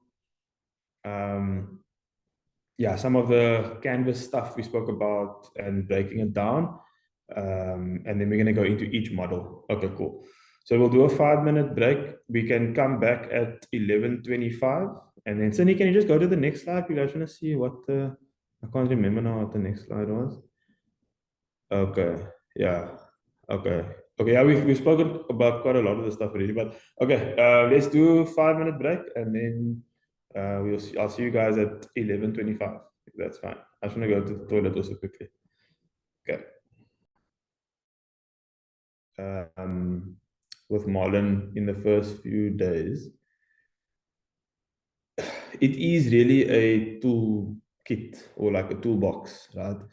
It's really not it's not a test or an exam or something that you have to do perfectly and whatever. It's literally just something that's there to show you some of the key parts that would make up your business. It's just some of those key parts of it that make up your business and that you can always go back to and engage with again and see if it's changed. Those 9 blocks are really just a toolbox for you, a toolkit that I think over time you'll get more comfortable working on and working with. You'll probably think of, because I actually told Marlon this when as an entrepreneur, I'm not someone that necessarily thinks like that. And what was actually interesting for me was, because I have a natural inclination to do things a certain way and I do it, but you always have blind spots when you kind of go. And what's nice about it as a toolkit or as a toolbox is just that it kind of forces you to think about something specific. So I'm not going to go too much into it. We'll kind of go into a little bit more on GoGP, but just a reminder that you're gonna, as you build out this GoGP model, keep your canvas in mind, look at it, look at the one tool, the template from the presentations, and just think of all those things in the context of GoGP when you go through it. Yeah, if you guys don't mind, if you guys could put your how you feeling scores in the chat, it would be nice to see how you guys are doing after this morning's low ratings. Okay, so you can go to the next. You can go to the next one. So the pains, that was pains that I tried to bring gains into. So you guys have seen this thing so many times. I just put it in as a just to show that it is tying back to the original one, and we always gonna. It sounds very theoretical and feels theoretical, but it's not really. It's very organic and natural, but you need to think of the pains and the gains in the context of in that specific customer's context. And I need to make sure you guys move away from a blanket approach, and really kind of focus and hone in on each one, and break each one down, because they do come together in a big way. Okay, so I think can go to the next one. So if you look at you guys now saw the image about the value proposition canvas, right? So I made it dual-sided because there's value that you offering to the to the GP, right? Or to the healthcare industry, the healthcare market, the players in the healthcare sector. You are bringing value to the sector, but then you are also bringing value directly to customers on a consumer level, which is patients and so on, right? And then there's also value of this model that I feel we bringing to you, right? So that same framework we're trying to give you guys to think about when you think of your value that you're bringing to patients and GPs. It's the same framework I look and say, am I bringing value to the doctor, right? And I feel when I looked at the value proposition canvas for the doctor that's committed to this, there's no upfront costs for getting access to the device and the platform. I felt that was sort of a value add. We're bringing in sort of turnkey models and solutions and tools. We guiding and opening up opportunities for diversified income streams, which I felt was also a value add. We also kind of fostering the social capital, and really getting the doctor to fully take custodianship of themselves and their brand. So that is some of the stuff I thought of from a value proposition, because there were obviously pains and gains on your side, which I took into consideration when building out this whole concept. And then on your guys' side, when it comes to your value to the market, right? Obviously, to the GPs, you've spoken about this at length, new revenue streams for them, additional services to their patients. They are going to be seen as bringing value to their customers and their communities through you, which is amazing. They got no costs, upfront costs to bring it in. So that's a big win. Then for your patients, through these GPs, they're getting access to scans, they're getting access to more holistic care, etc. And on the virtual care side, I'm going to tell you guys a very cool sort of model. So there's the click story I must tell you, I mustn't forget. And then I must tell you we'll speak about work care in a little bit, which is part of our my pocket health model. So you guys will see how that also works. So, and then another thing that we spoke about now quite at length, actually, which I knew was probably going to happen, because there's this stark difference between public and private, but the doctor is always there's always this affiliate, or this it's almost like a romantic relation, like a romantic scenario with public sector and public patients. because we know there's so much of burden and pressure, and it's because doctors are empathetic. They are at heart, they want to serve. You know, most people who went into medicine did want to serve, and they do want to serve people. So what's nice about building your own thing is that if you want to go and bring value into a lower LSM, right, you have now got a mechanism or vehicle to do so. Whether it means you bringing in, let's say you go to your local businesses, right? You've identified a community of people. It's not that you must do it for free. I need to stress that, right? I think the construct that, yes, and Mikhail made a point earlier, he said it's right, everyone must have it, yes, but the reality is also that there's a value exchange, and things cost money, right? Nothing is free, nothing. Even when something is free, it is not free. Someone is paying for it somewhere. So when it comes to you as an entrepreneur, as a business owner, and also a clinician, you need to strike that balance between sort of a social, sort of completely, like even with ODABS is a social enterprise, but it's funded, yes, but it's run in such a way that it tries to build sustainable, commercially viable small businesses, because ultimately, if it's not sustainable, it's going to run out of steam at some point. So you need to think about sustainability, and you as yourself, you need to be a full cup also. Okay, so you can do more once you've taken care of yourself. That makes sense. And it's not a selfish thing. It's not a case of you need to take care of yourself, and you need to be in a position where you are actually able to make moves and you're not under pressure all the time. So when you're building out this business, if you remember, I said, I think you guys should target making 200,000 Rand a month, right? In split between various things, poker scans, virtual consults, selling to SMMEs, vouchers, maybe still doing locum work, whatever. You guys can split however hard you want to work, but I do believe that you guys have capacity to get up to 200,000 Rand a month. Once you kind of building up your sort of income streams with your services and your knowledge and your skills, when you want to focus on servicing lower LSMs, now you can bring in subsidies by partnerships with other people in the surrounds. So that it's not for free. It's not, you are still delivering a service. You can contribute by reducing the cost that you would charge for doing it, but it's still going to cost some money.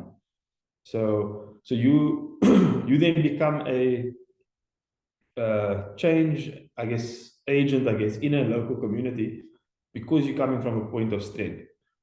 Okay. And in these lower LSMs, if you think of the customers there, and you think of the communities and the partners there, you're probably going to end up partnering with slightly informal organizations, right? And you need to think of how do you incentivize them to get behind something you want to do, because this is your thing. You wanna help that lower LSM, or you feel you're helping them by doing what you want to do, and that's, you must make a clear decision about that. Are you there to help, or do you want to bring them a service and give them access to a service for a fee? So you need to think about that. And then obviously the value that you bring to the SMMEs, the business owners and things, that's a big plus. And then here again on the communities, I do believe there's a lot of value that can be unlocked in the communities by collaborating with partners and things in the community. So does that make sense? You guys see the value proposition canvas? Like I did one for what we bring into the doctors and the market, and then there's one for you guys. Is there anything else that you guys can think on the value proposition side of things that you guys could be bringing? If there are, pop it in the group. If you think of anything that's a value prop from what we're doing for you guys, pop it in the group. Would be interesting to hear. But ultimately, the industry needs more doctors coming with new value propositions to the market, because it is unfortunately in a state of I wouldn't say like disarray, but there's too much inequity in the industry at this point in time. And I do believe the doctors are the ones that can change that. So you can go to the next slide, Sandy.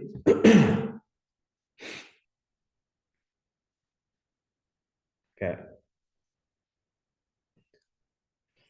Okay. Again, business model canvas. This is now not in the shape of a canvas, but broken down into segments. Again, value propositions, consistent. It's going to be there. It's going to continue to be there as you go through it. Then your channels, how are you getting your services and your offering to the market? We've looked at that already. Your customer relationships, how are you going to engage them? I think it was, who asked, was it you? Wasn't Bianca? Was Karina who asked? Oh yeah. Yeah, you asked about the channels. So again, channels important. How are you going to communicate with them? Will most likely be through, interestingly, where the patients engage most. So the reason I didn't put a My Pocket Health portal necessarily on the platform was because I know 99% of patients engage on WhatsApp. So why why add an additional portal for them when I can just meet them where they are, right? So that's an important thing to sort of think about when you go through your canvases. You have an idea, you have a thought which you think this is what I'm going to do, but remember, the focus is on the customer and the value proposition to the customer. And that is ultimately meeting them where they are, not necessarily where you want them to be. So I think that's critical. Then we're looking at your revenue streams. Again, here, scan fees, consult fees, etc. Your partners are going to be, again, specific. So we are a partner of yours. We're bringing in the devices. We're bringing LibreMed is our bureau, which will help you guys with, setting up your practices and things. Unless if you haven't already done so. My Pocket is a partner. My Pocket Health, R Labs is a partner. We're all partners in this whole thing. Then there's going to be certain activities. So you guys are going to be scanning, doing video consults. You're going to be doing active marketing. There's going to be something called monitoring and evaluation. And that's basically sort of a continuous review of how you are doing within yourself and the business, and certain impact things we want to achieve, right? So there's commercial metrics and impact metrics, which we'll chat about now. And then again, resources, it's your device, it's your telehealth, your brand, your protocols, and so on. Then costs, and this is an important thing which we're going to get into. When it comes to costs, any business has costs, right? So you need to factor in the true cost of something, right? And you must reverse engineer what you want to charge, because economically there are real costs in life and in the world that impact what customers pay for things, right? So when we feel as citizens or as people, when we feel pressure, like economic pressure, that economic pressure is not just because, yes, there are some businesses, they're greedy, maybe they exorbitant, or they extorting their customers, and that's true. But for the most part, businesses the operations and their prices and their things are dictated by cost structures. So when costs go up, simple things like in the US or in China, or maybe at the source, maybe mining costs go up. Now raw materials are expensive, that pushes the price up. Now you end up paying $10-15 more for an iPhone because they had to spend $2 more, $3 more to mine the stuff. So there's a chain of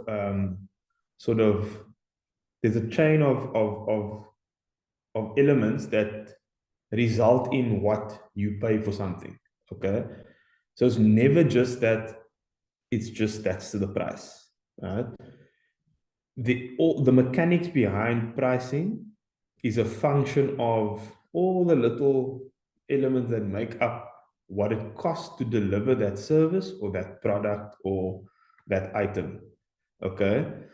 So like you guys have seen on, maybe you've seen it, but all these Chinese factories that are now sort of coming out and saying, they manufacture for Hermes, Louis Vuitton, all these, expensive brands and whatever. And they're coming out and saying, this is what it actually costs to make it. And yeah, all those things. I don't know if you guys have seen any of those sort of things popping up on social media and stuff, but it's kind of exposing in a way how brands, yes, the brand is value, and there's a lot of IP that's gone into the research and development and the design work and so on to actually create the product. Yes, it might be manufactured, because if you ask a factory in China, what's the manufacturing cost? They only speaking about the manufacturing cost. So the raw materials, right? Putting it together, the machines to do it. They're not taking into consideration all the spend that has happened on building the brand, the marketing, creating that market in totality. I'm not saying it's right. I know it's very overpriced. I don't buy any designer clothes. If you ever catch me doing it, slap me. It's a waste of money. But it's a there is a cost, definitely, pre the production and the manufacturing, that that the factories, when these Chinese factories are talking about it, they're discounting it. They're not taking it into account. And it's not wrong, right? It's not wrong that is what it costs to manufacture. It doesn't cost you 20,000 Rand, or not even 10,000 Rand probably to make this iPhone.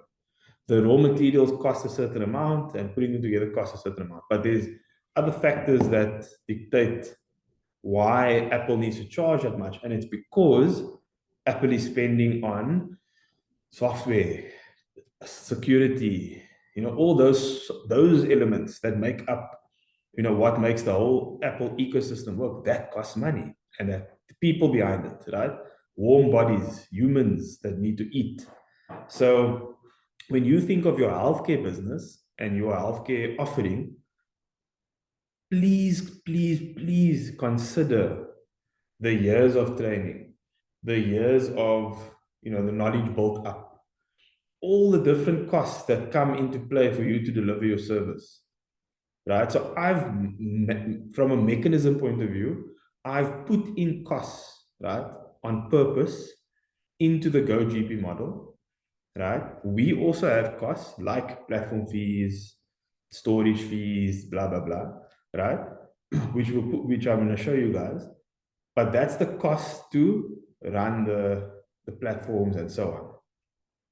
You need to think about all those costs when you are thinking of your pricing, you're thinking of your product offering. Don't make the mistake of just saying, oh, but I just have the knowledge, that's the thing, and you charge a fee for that, right? It's not right. You must be like a big brand. There are manufacturing costs, but then there are other aspects to your business, to that product, that give it its value. So when you define your value, right, by that I mean your personal, what do you feel you're going to charge for this? Yes, it may be dictated by the areas you're in and so forth. That's for sure, right?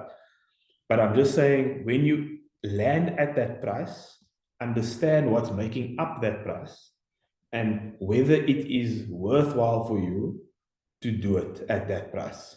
Okay.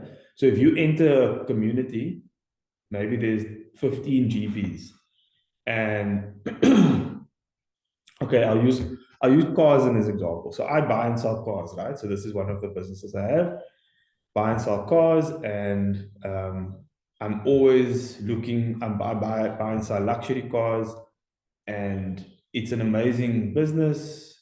You guys will be shocked at the at the margins that you can make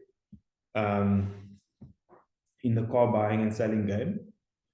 But the beauty of the car market is that the market price for a vehicle, for a car, is set by guess who? Who sets the price for the market? If you can think about it. Like who decides what the car is worth in the market? Anybody? Anybody? Who do you think decides what a used car's price is in the market?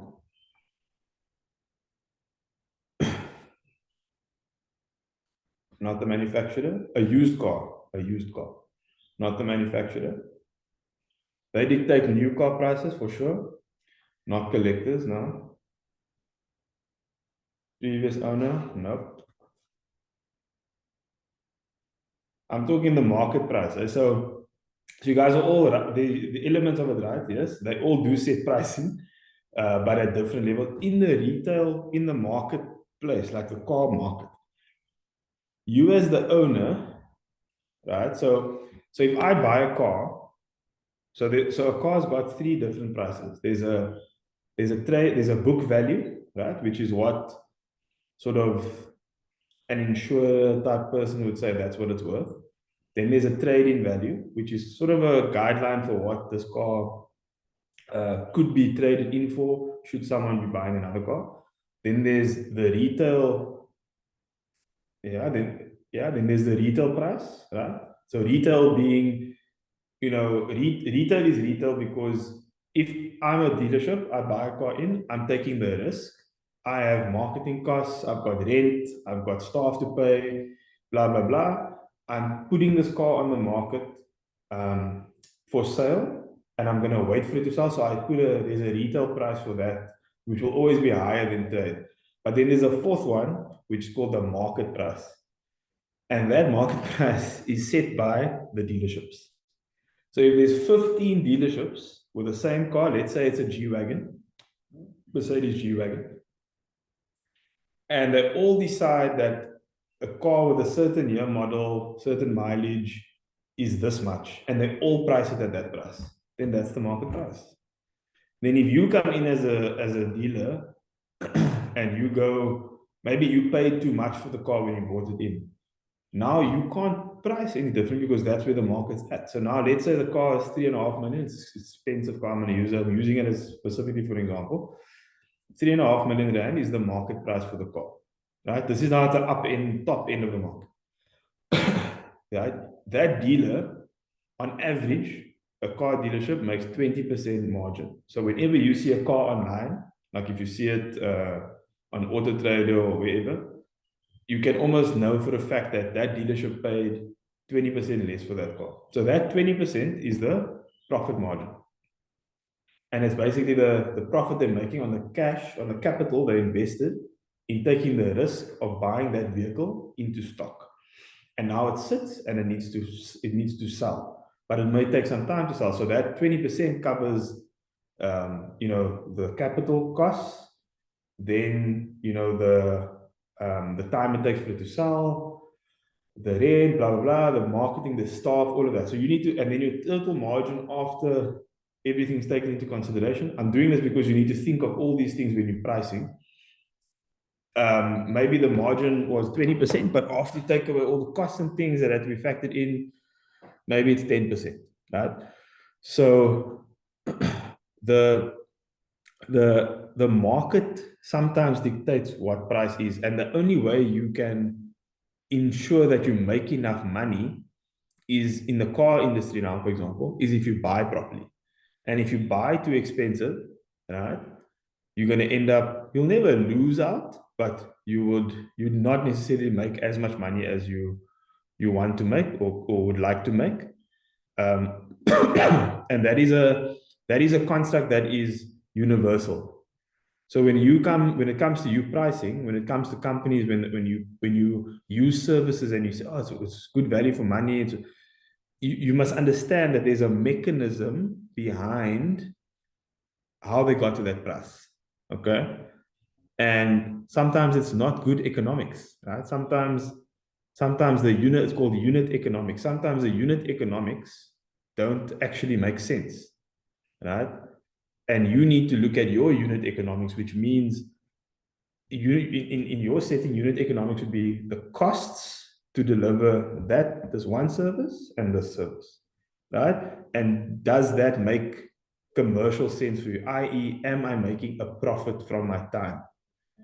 And the beautiful thing about a services business, which is what you guys are building, is a services business, is that when it comes to costs of sales, right? So there's a thing called cost of sales, which is basically how much it cost you to generate the sale. Marlon spoke about customer acquisition cost the other day. So how much does it cost you to bring a patient through the door or have a customer use your service? There's a cost to that.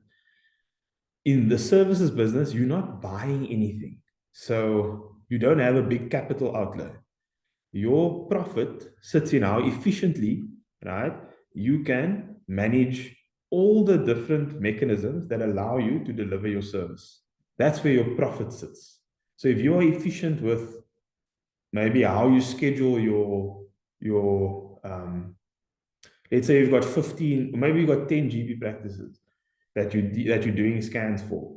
How efficiently are you scheduling from a geographic point of view, right? So you reduce your fuel costs. How well are you pricing on your virtual care? Are you using Wi-Fi? Are you using data, etc., etc.? So those are the cost structures that will dictate your pricing, and then also how much profit you make and whether or not an opportunity is viable for you, right? A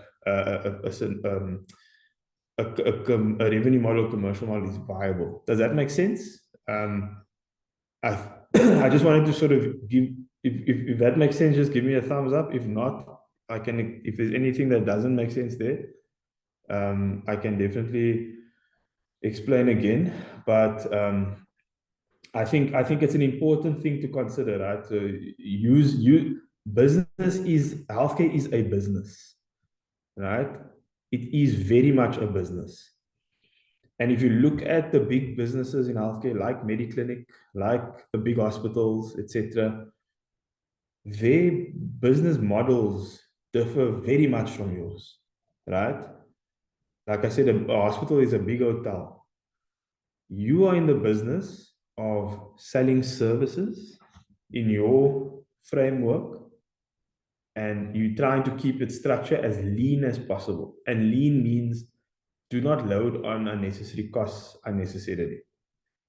Okay, so you must bring in tools and systems and automation and things like that to allow you as a solopreneur, micro solopreneur, to do things, do the work of teams of people. There's enough tools and things to do it. Okay, so I think that's an important thing to kind of just speak about. And go to the next slide, Cindy. Cindy, go down.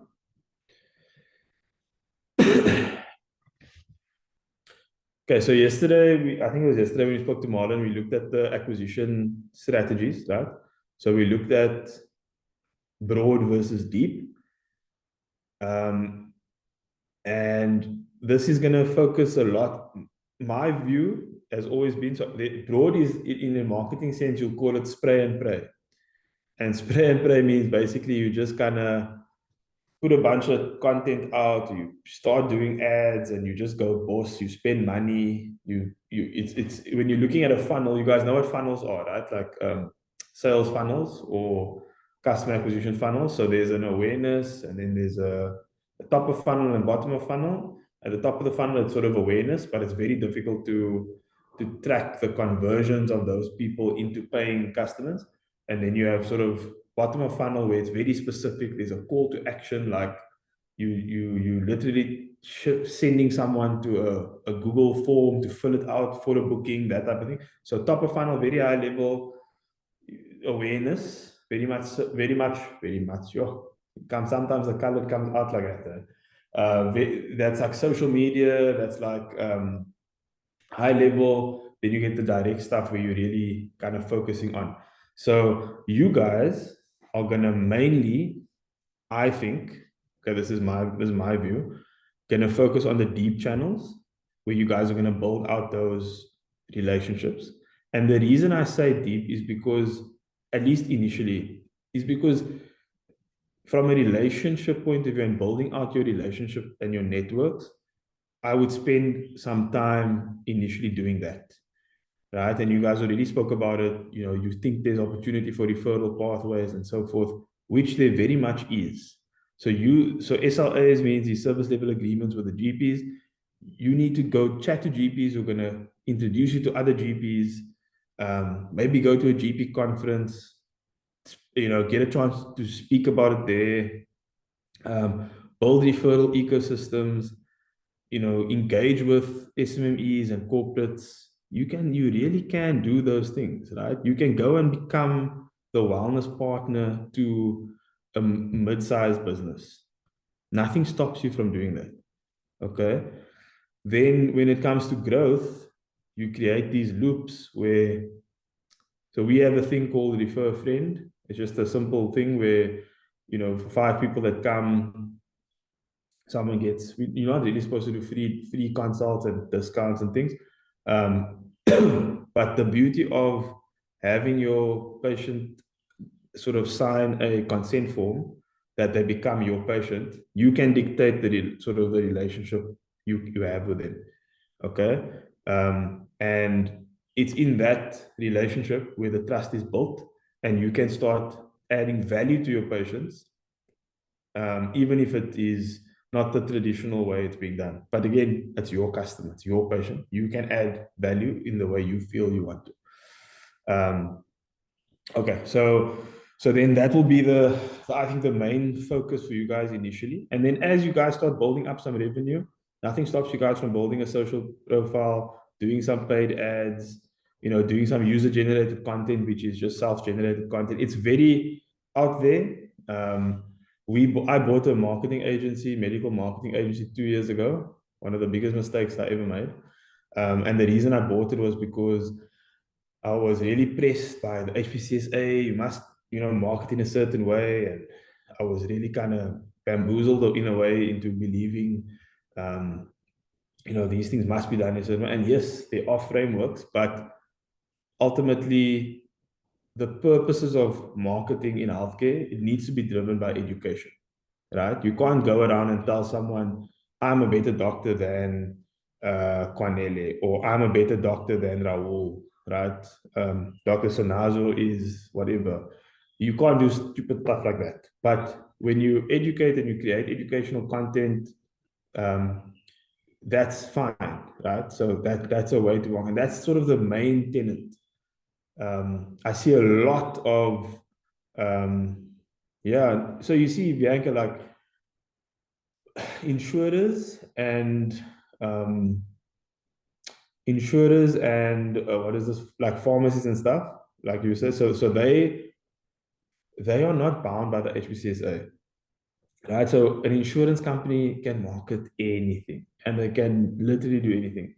We are somewhat restricted, but ultimately the barrier, we have that direct relationship. So we need to focus on that engagement. So once the patient is your patient, now it's up to you to engage. So now you can send out, you know, weekly content, educational content and so on. But unfortunately, we can't compete. Well, I've seen I've never reported them and I won't ever do it, but I've seen some online ads of doctors and virtual things. And I'm like, yeah, you're not actually supposed to do that. But again, I'm not the police, so as I'm not, it's not in my nature to report people anyway, but it is happening.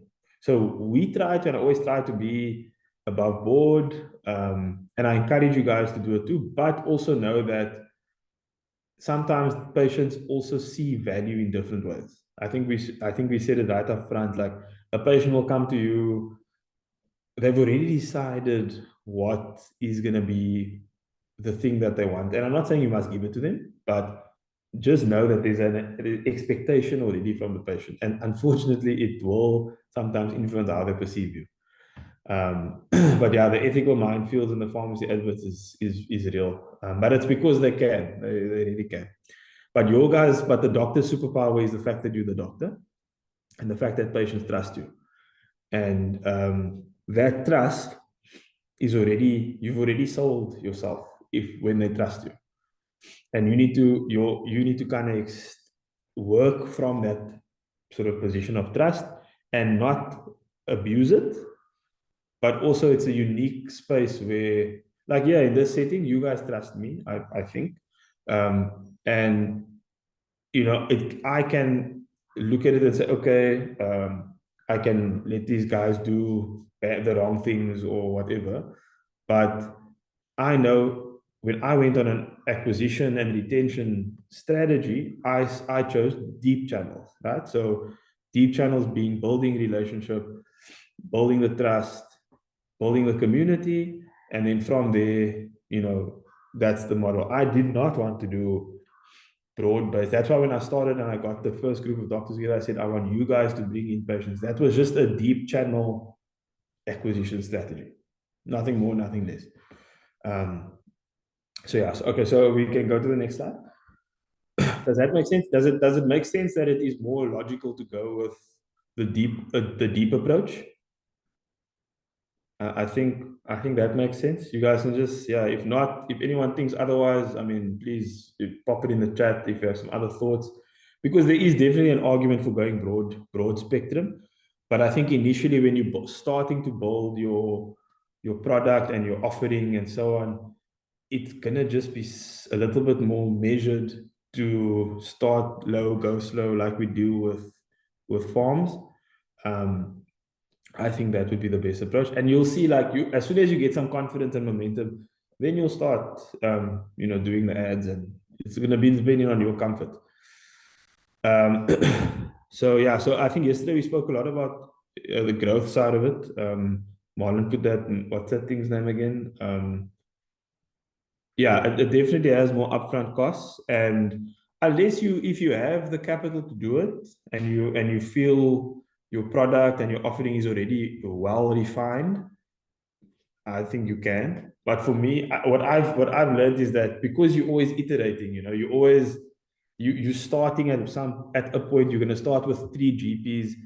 You're going to get comfortable. Maybe you'll do like a month with them, getting a few scans in. Then you'll get your confidence, and then maybe they'll tell 3 other GPs about you. You ask them, can they connect you? Then you find another 3. Now your scans are building up from maybe 3 a week, 1 at each of them. Now it's maybe 5 a week at each of them. And before you know it, you are having 10 different GPs that are sort of your customers, right? And it was organic because you showed value to one and he then told the others.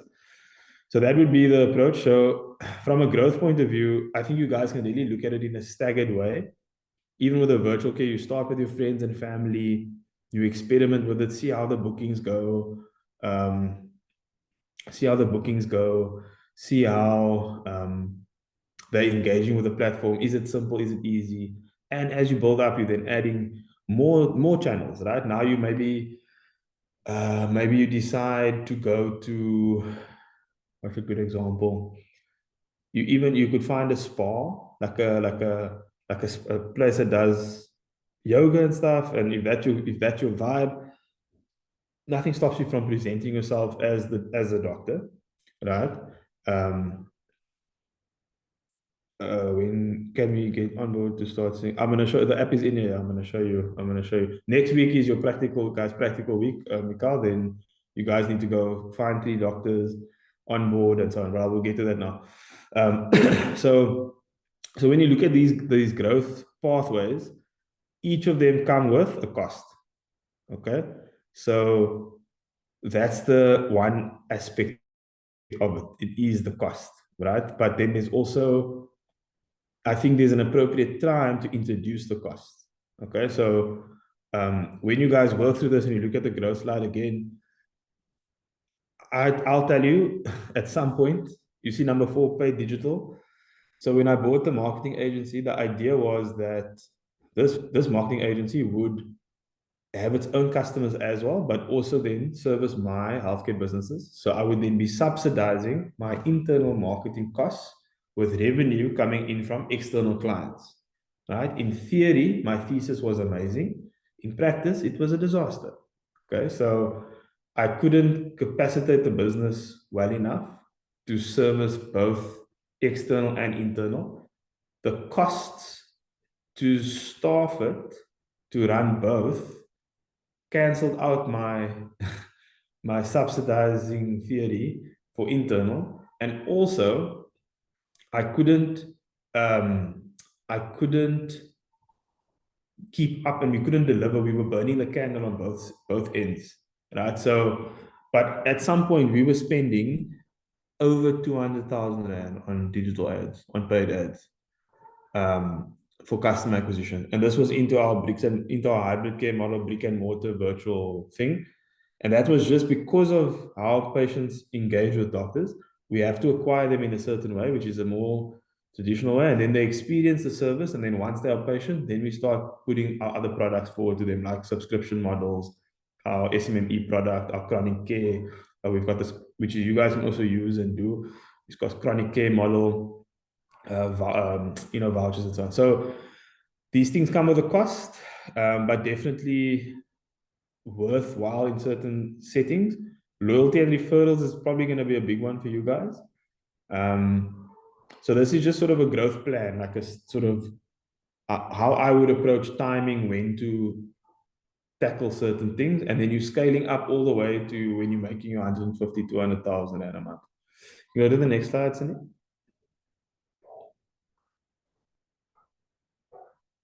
Okay. So now we're going to get into the actual focus model and how it's going to work and how we see it working. Okay, so that's U-Image on the screen. So U-Image is the point-of-care ultrasound device. So it's got a dual head. So you've got the curvilinear transducer on top and the linear at the bottom. Crystal. So it's not that so nothing is legal or illegal.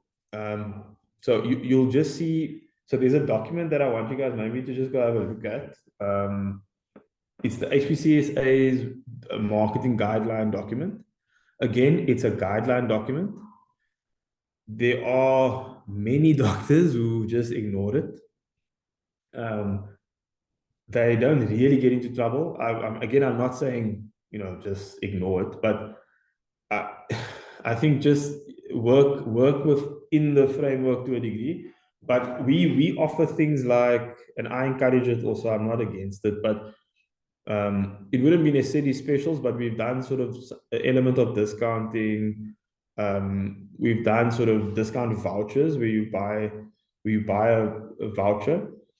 Which I'm going to avail to you guys too. There's something called care. We've got care vouchers where you can buy a voucher for somebody else. So let's say you've got an aunt or you have a low LSM community, you can literally go to businesses and say, do you want to buy up, 500 consults? And then it's subsidized by them, by the businesses or the partners, but you're still making your money. It's just that it's subsidized in a way. And then we will then just, it will be like a small fee to use the vouchers because we generate the vouchers on the system. So you can, but yeah, I think specials, I know what you mean by special. There's ways that you can, I'm not going to say you can't do it. I'm not going to say it's illegal because it's not illegal, but there's just ways in which you just have to package it when you communicate the offering. Okay, so that's U-Image. So whole body scanning, you can do everything from abdo, you can do elements of cardio, you can do vascular, it's got a Doppler in it. You can even do like ophthalmic scans. Crazy.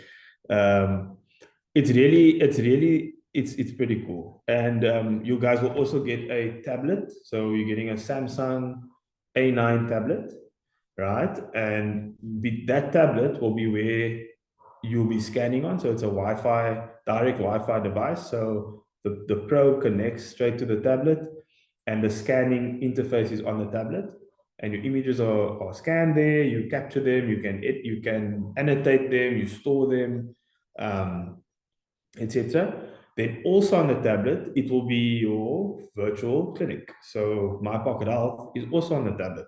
Okay, so you run your virtual clinic off there, and because it's a SIM-based tablet, you can have My Pocket Health on anything. Yeah, you put it on the tablet, you can put it on your phone, you can put it. I would suggest how we structured it was that the tablet is your sort of primary access point because you want to separate it from your personal stuff. But you can do it on your phone. So we built it as a web app, which means it's usable on anything. So iPhone, Samsung, MacBook, anything. But you can then set up your GoGP, obviously your own name, but your own practice's name, but your clinic is then set up on your tablet. So you can set up a WhatsApp line for it. You can set everything up for it. That is your sort of business hub, right? And that's all what you guys are going to be getting as part of this. And I would encourage you guys to kind of see that as your central, almost like your clinic, I guess. So the first thing that's going to happen with this focus as a service model, right, is that you need to partner up or pair up with another doctor in your cohort, ideally, or another doctor that's part of the initiative. Ideally, should be in your cohort that lives relatively close to you. Okay, it doesn't have to be like your neighbor, but ultimately between the two of you. That's why when I did the initial recruitment, I wanted you guys to bring in doctors that's around you, because I knew it was sort of long down the road. It's going to be easier for you to find a partner and collaborate with them. So you need to pair up with this partner, and you guys are going to share the responsibility of and usage of the device. Okay. Then once that's done and you've paired up, the device is shared, and you need to schedule it between each other. Who's going to use it when? But you're running your own businesses. This is just a tool. It's literally like you're borrowing a car between each other to drive around, to do whatever you want. Okay. Then the second step is that you're going to have to go do an SLA or MOU. So MOU is a memorandum of understanding, which is basically a simple, let's call it, document that outlines why this relationship is there and the responsibilities of the different parties. And in that MOU, that memorandum of understanding, is where you'll define things like what are the splits between you and the GP doctor you are partnering with. By split, I mean, let's say, again, LSM dependent, customer dependent, area dependent. Let's say this GP in the specific area is charging, he says he's comfortable to charge 500 a scan. Okay. In that 500 rand, you then agree with him on a split as what he gets from that 500 rand. Okay. And then you also put in things like KPIs, which are key performance indicators, which are things that you set targets, you show him that, because you're going to be somewhat dependent in a way on him to bring you patients. But obviously you're going to go in and educate him what he can refer, what he can't refer, which you'll pick up as you go through the clinical stuff. It will give you that perspective, what he can and can't refer. And then sort of set some targets. If you start with 3 GPs and you manage them well, and they're able to generate 5 scans a week each for you. Okay. So maybe maybe they book 5 on a day. So one day you're doing GP1, he's got 5 scans booked on the Monday, other GPs on Thursday, Friday, whatever. You manage them one, you get to 15 scans. That's a good start, right? So that's 15 scans for you in the week, which I think is good.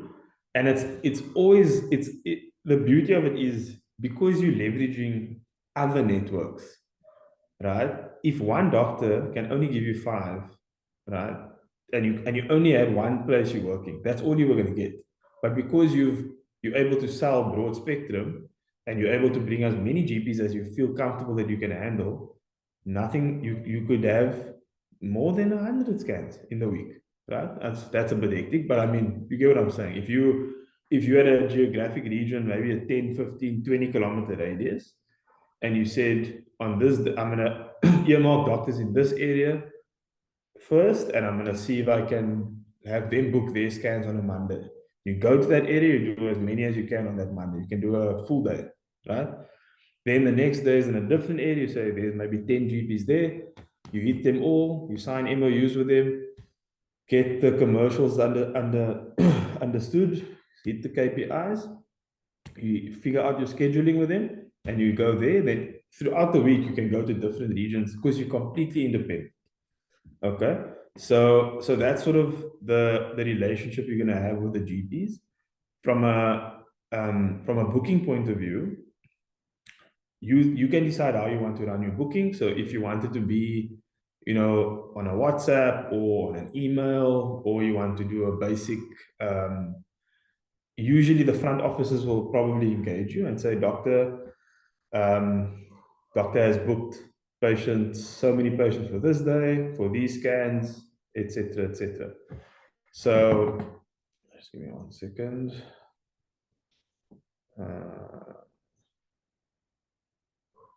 Sorry, it's my wife. I just want to see if she's okay. Okay. So yeah, so those bookings and that communication channel between you and the GP, you need to set up, and whatever's easiest for you. Okay. Then how you're going to do the scans is you're going to go in, you're going to do scans, about 10, 15 minutes a scan, simple scans. The scope will go, you'll see when we get into the clinical, we're focusing on, things like abdo, basic MSK. We're going to try put in some basic MSK, some basic vascular scans.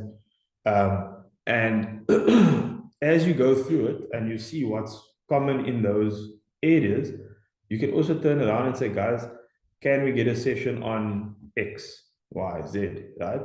And we will gladly, you know, try to accommodate and bring one of the trainers in. You might not get certified in it because we're only going to certify and not be training now, but we'll be able to give you guys that comfort and guideline on how to do it so that you can actually go and do it. You don't need to be certified in everything. That's I think that's an important thing to kind of think about, because we're limiting the scope. Okay. The biggest thing I've seen over the last, say, 5 years, limiting doctors from scanning is confidence. So it's not that they have an idea of how to scan, like to a point, but it's that element of not fully confident. They don't have something behind them. That's why they're not doing it. Then you get nurses, with zero experience, nothing, and super confident, and they're scanning left, right, and center. Right? There's even, and this is very sad, but even like at abortion clinics and things, there's a big gap in post sort of evac level ultrasound, right? It's a big problem. So these moms, you know, they don't get evacuated properly. There's retained products, etc., etc.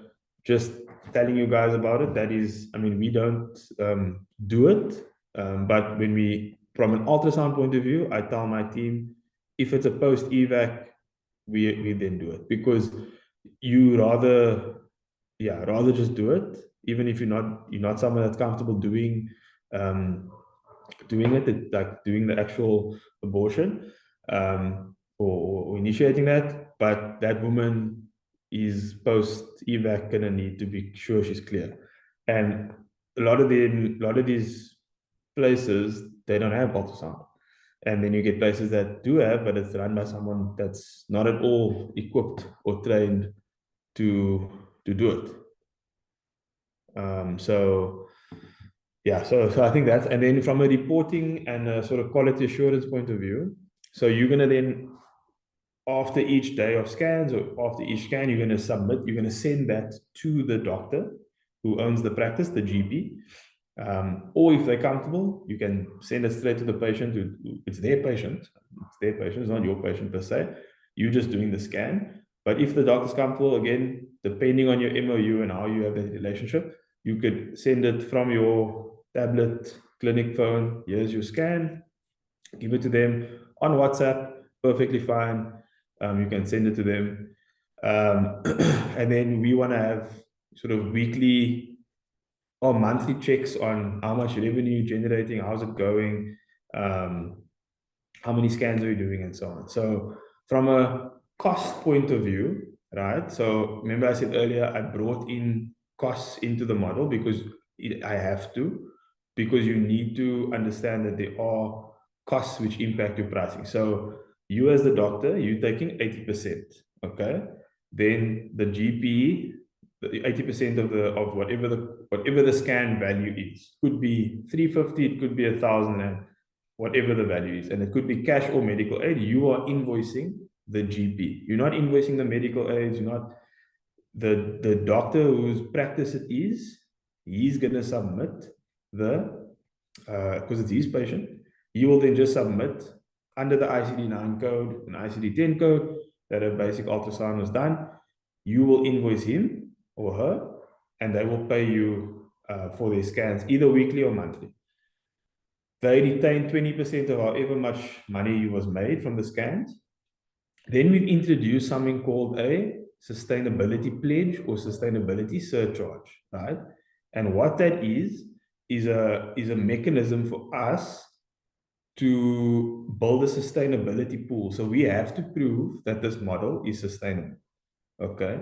And by sustainable, it means because there's no upfront cost, right? It's effectively like given. Is there a way that we can show that should this thing have been purchased, right? The models, the mechanisms that underpin the model would have allowed it to be sustainable, or it could have been paid for ultimately, okay?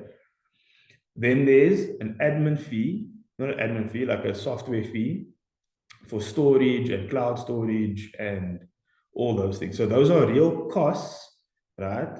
Not profits, not money to be made. It's costs from our side, also from a software point of view.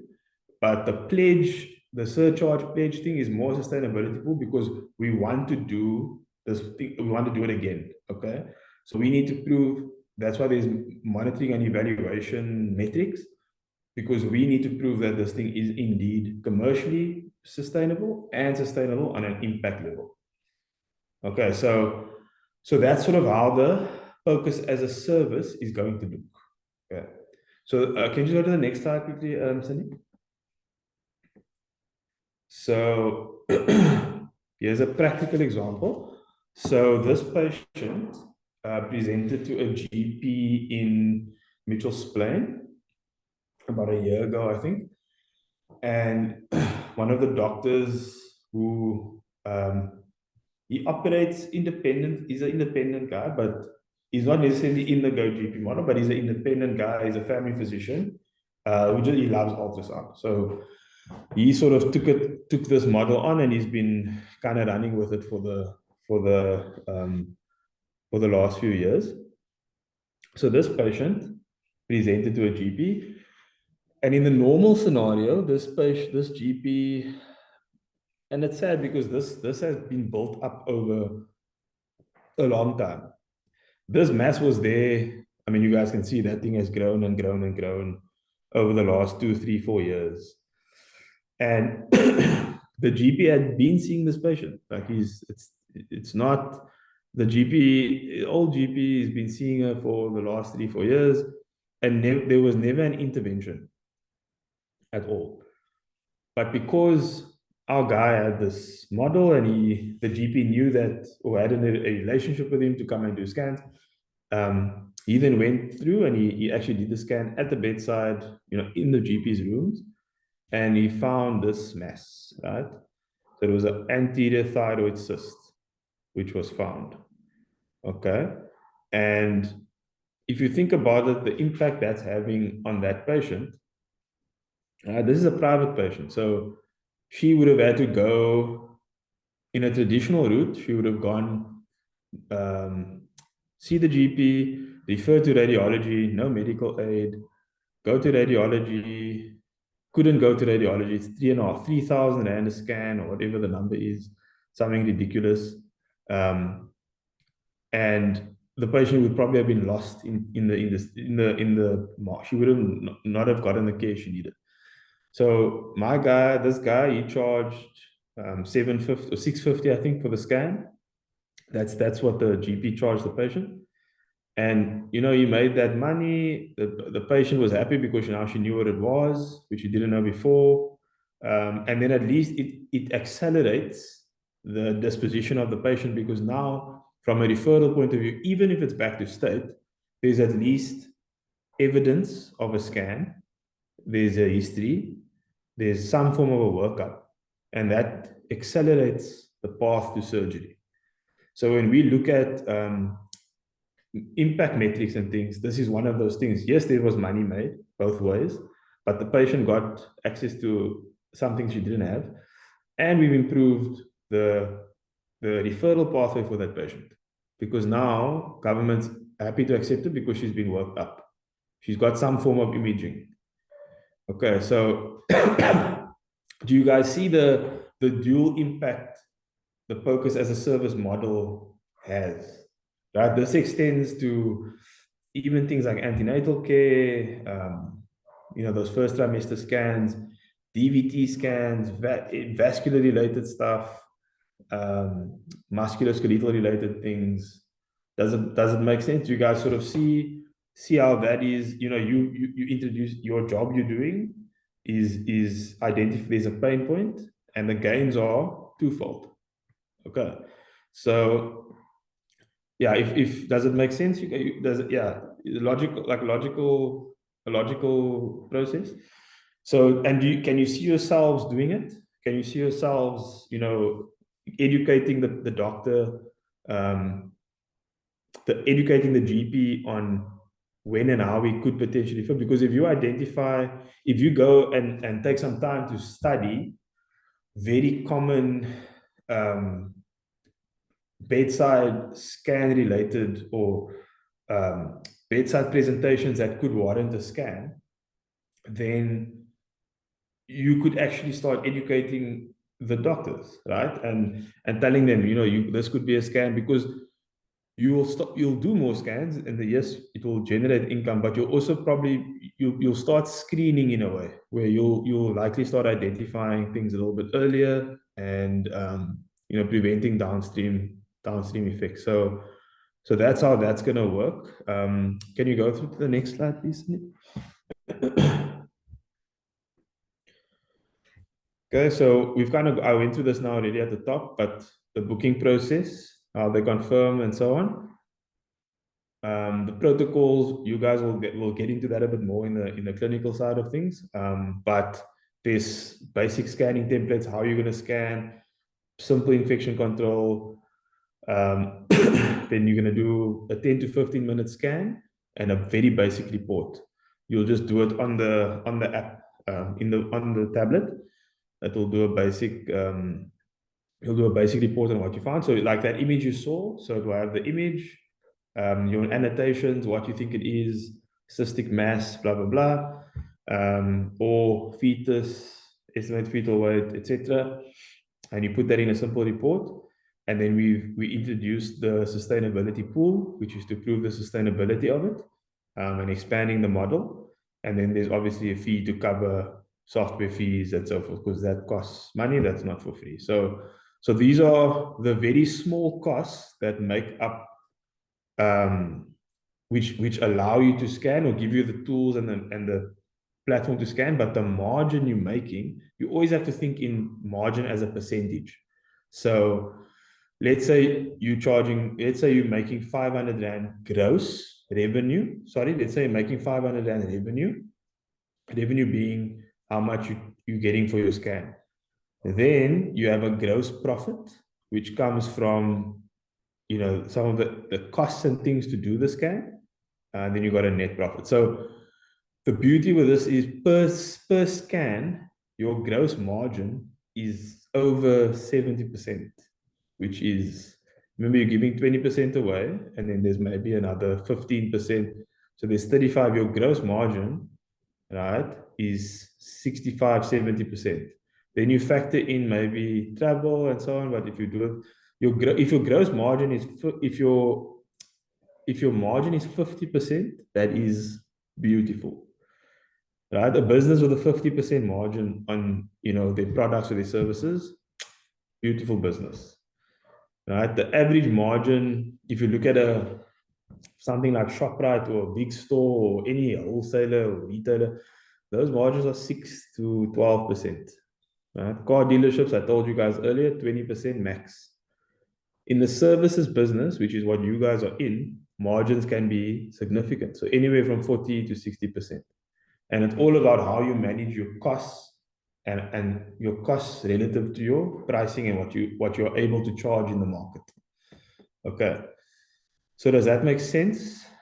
Any questions on this specific part of it? I think this workflow is important because it's the practicality behind how we kind of see it happening. Remember, it's a pairing up. Then your first sort of real touch point is gonna be when you engage that first doctor. Then you're gonna start thinking, okay, how do I do this? How do I package it? That's gonna be the real test. And then when it comes to the commercial model, each price is different. Each doctor's pricing is gonna be unique. How you manage your costs is gonna be unique. I've introduced some set costs. So there's something called fixed costs and variable costs. So you try to keep your fixed costs to a minimum. Your variable costs, that depends on what you're charging. It's usually percentages and so forth. So yeah, so I think if there's no questions on this one, we can move to the next one. We can move, Sandy. Okay. So remember I spoke about earlier about the ramp up, right? So slowly but surely moving up in your, building up your sort of reach and and all these things that you're building up step by step, friends and family, next, is all going to increase your revenue because you're going to be bringing in more and more. So this is a very simple, I was very conservative here. In this thing, I didn't want to go, this can look much different. But I went on saying, let's say in month 1, you've got 3 GPs and they're only giving you 5 scans a week in total between them. So 2.5 each, right? Or no, sorry, 1.5 each.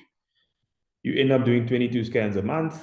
Are using an average of 500 Rand, or what was it, 550, I think it was. So 10%, I can't remember what it was, 500, I think. 20% goes to the doctor, to the GP. So you at 440 is what you make. I added in the surcharge.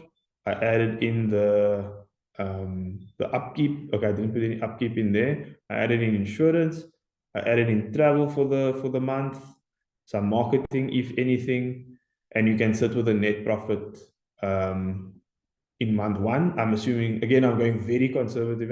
I wanted to do it conservative, a slow start. And your marketing won't be 1,000 Rand. That will just be your time, which you can cost it if you want to, but it will be your time spent engaging with doctors. You're not going to be spending on marketing per se. If you want to do some pamphlets, that's also a good idea. You can do that, but I suggest going in and building relationship first, getting in front of the doctors, etc. So your insurance, I also just put it up. That's a consistent amount, so it's going to be up. Let's say it's up from the first month, but you already are paying indemnity insurance, so it's not going to be crazy amount more. I just put it in because it's a cost, right? You need to consider it. Then we ramp up very slowly, which is not going to be the reality. I think it's going to be much faster. But by month 6, you're doing 18 scans a week. So I'm assuming here that you've onboarded, let's say you've onboarded 6 GPs, and they're each giving you maybe 3 scans a week. You're doing 78 scans a month. You're generating 35,000 Rand a month just off your scans. And then by month 12, again, very, very conservative. I think you guys will probably be a little bit more than this by then. But you're ending up, you're generating 66 to 70,000 a month. And that's sort of what we're looking at working towards revenue wise. So my target for you guys, in my heart of hearts, I believe it, I know you guys will get there, is for each doctor to make 200,000 a month revenue, so top line income, doing this virtual model, which is doing the hybrid model. And then it's just, it's going to take some time and money to get there. But I mean, when you're making 200K a month, guys, and you're running it through your business and you're running your life through the business, then that's good money. You're making more than 99% of the country. And the beauty of it is it's very probable and practically achievable, right? Okay, I think we can go to the next slide, Sunny. Does that make sense to you guys? I want you guys to start thinking about, revenue streams and, how you, Rahul, yes and no. So you are selling services, you're selling the service of focus, right? So to this side of the market, you are not building your own patient base per se, you are just selling a service to sonographers, to GPs, okay? The sonographer model is similar, but 99% of them work in a radiology department. None of them are equipped like this to move around. And also there's very few of them. So that's why we've got the two sides of it. So we've got the engine one, selling of focus as a service, okay? And then the other side of it is the virtual. But bringing them together is what obviously gives you that unique thing, because a sonographer can't do anything else but that. Okay, so you have the unique opportunity to improve referral pathways, dispositions, all those things. Okay, so the sonographer, that's why I said the social capital of a doctor is significant. Okay, the sonographer is ultimately just going to be seen as a sonographer. And there's very, very few of them in the country, like very few. So I'm actually, and it's funny because I asked, before we did this whole thing, did a lot of research and spoke to almost 100 sonographers. And funny enough, like they are so not comfortable, but because there's so few of them, they all end up saturating the specialist radiology spaces, if that makes sense.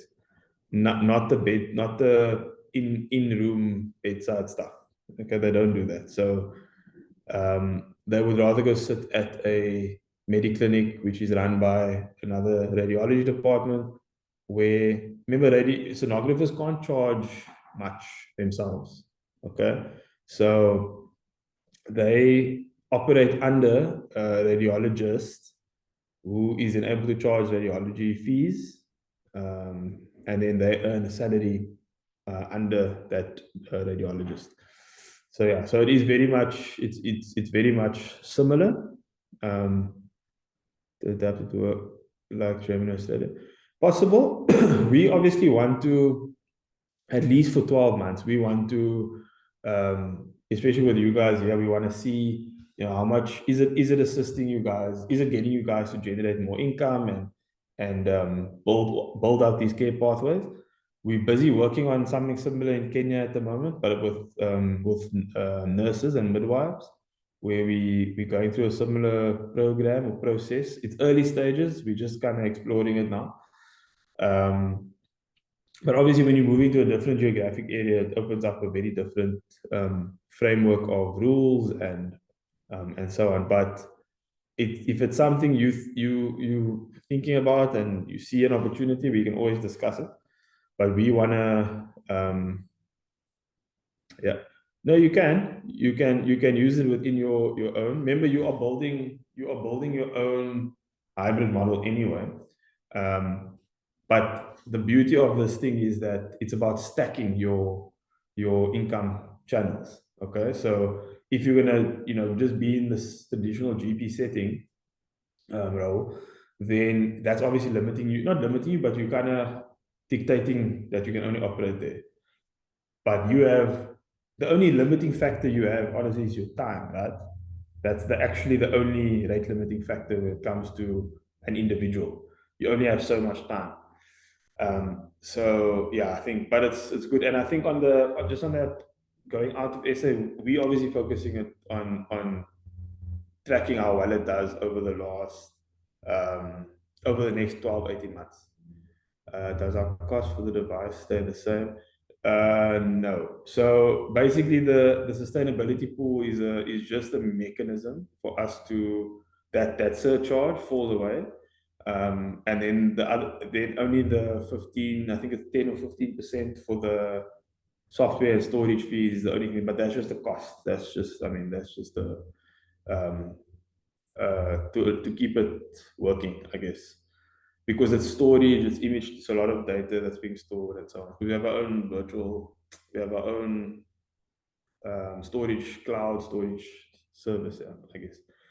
So yeah, so that will change. So we focus on 12 months, and once that sort of program, and once we've proven that okay, it is sustainable, then it falls away.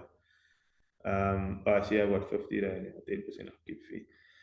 So we'll model that. We'll model that as we go. I think it's going to be interesting. It will be flexible, as you kind of see how which markets work for you, which don't. But we have to prove sustainability. We can't not do it otherwise, because it's in no real world where it's completely free, if you know what I mean. So okay, so then I think we can go. Okay, we've gone through this. I think for engine one, we've really kind of drilled into this quite a bit now. The partners, we know what activities we're going to be doing. Our resources, obviously the device, the training you guys going through, your brand, your costs and things like travel, insurance. Should you scale up your marketing, all the usage fees and so on. Your segments can be 5 to 8, 3 to 5. You're going to find different mechanisms for each of them to make them work. Something interesting we did a little bit a few years ago was we found a NGO to fund 250 antenatal scans. So we got a community in the community. We managed to raise some money, and that money was used to fund X amount of scans. And it's amazing because the communities get involved, get the churches involved, and then that's how you give access to people. But you must remember, it still costs money, okay? It's still your services, it's still your resource, it's still your time. It's money. And it needs to come from somewhere. It just doesn't necessarily have to come from the patient. But if you can find other mechanisms to fund it, then you should. So yeah, I think this makes sense to you guys. We've gone through this now. I think we're fine with that. So you can go on. We're almost done. We're just gonna do my pocket still. Are you guys fine? You want to take 5 minutes, or do you want to just push through? This was a lot more medical schoolish. I'm sorry if it was a bit long.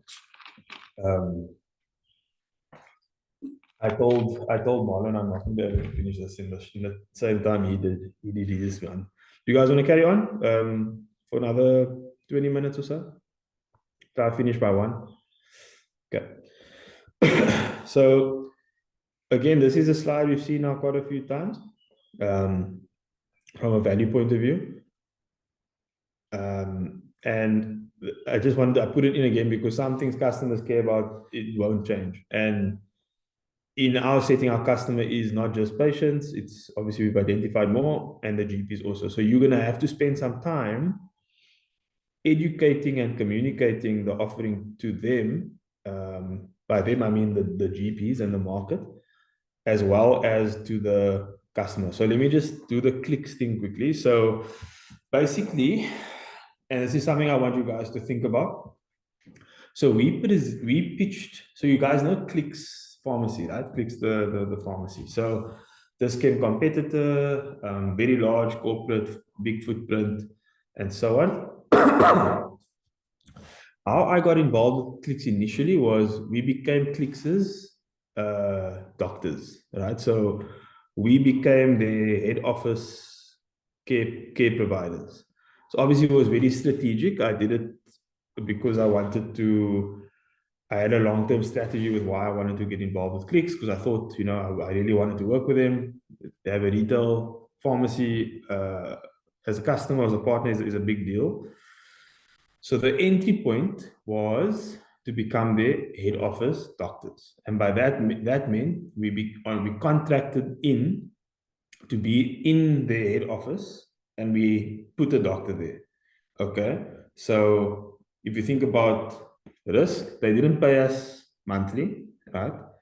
They didn't guarantee us any patients. They just said, here's a room for our on-site wellness. Can you put a doctor there? So I said, okay. I thought about it, looked at the numbers. I said, okay, if I have free hands with my team, we can schedule sessions, not to sit there the whole day, but we can schedule blocks for them to be there, during certain parts of the day, and try and schedule patients instead of just sitting there waiting. So obviously it's a great opportunity. You're getting to know all the Clicks people. Your business is now servicing them. And through that relationship, I happened to get the opportunity to engage with some of the senior management, and I spoke to the head of healthcare delivery, and I pitched them on this idea. And I think you guys can do it with independent pharmacies, right? Not a Clicks. They're too big. It's too corporatized, too much red tape. But with independent pharmacies, where if you think about a pharmacy and how a pharmacy works, they obviously sell medication, yes, but a lot of their revenue comes from just people walking around in the store and buying non-medicine stuff. Okay, so things on the shelves, vitamins, sweets, chocolates, certain foods, etc., creams, blah blah blah. So Clicks' business model depends heavily on foot traffic and number of people coming through the door and so forth.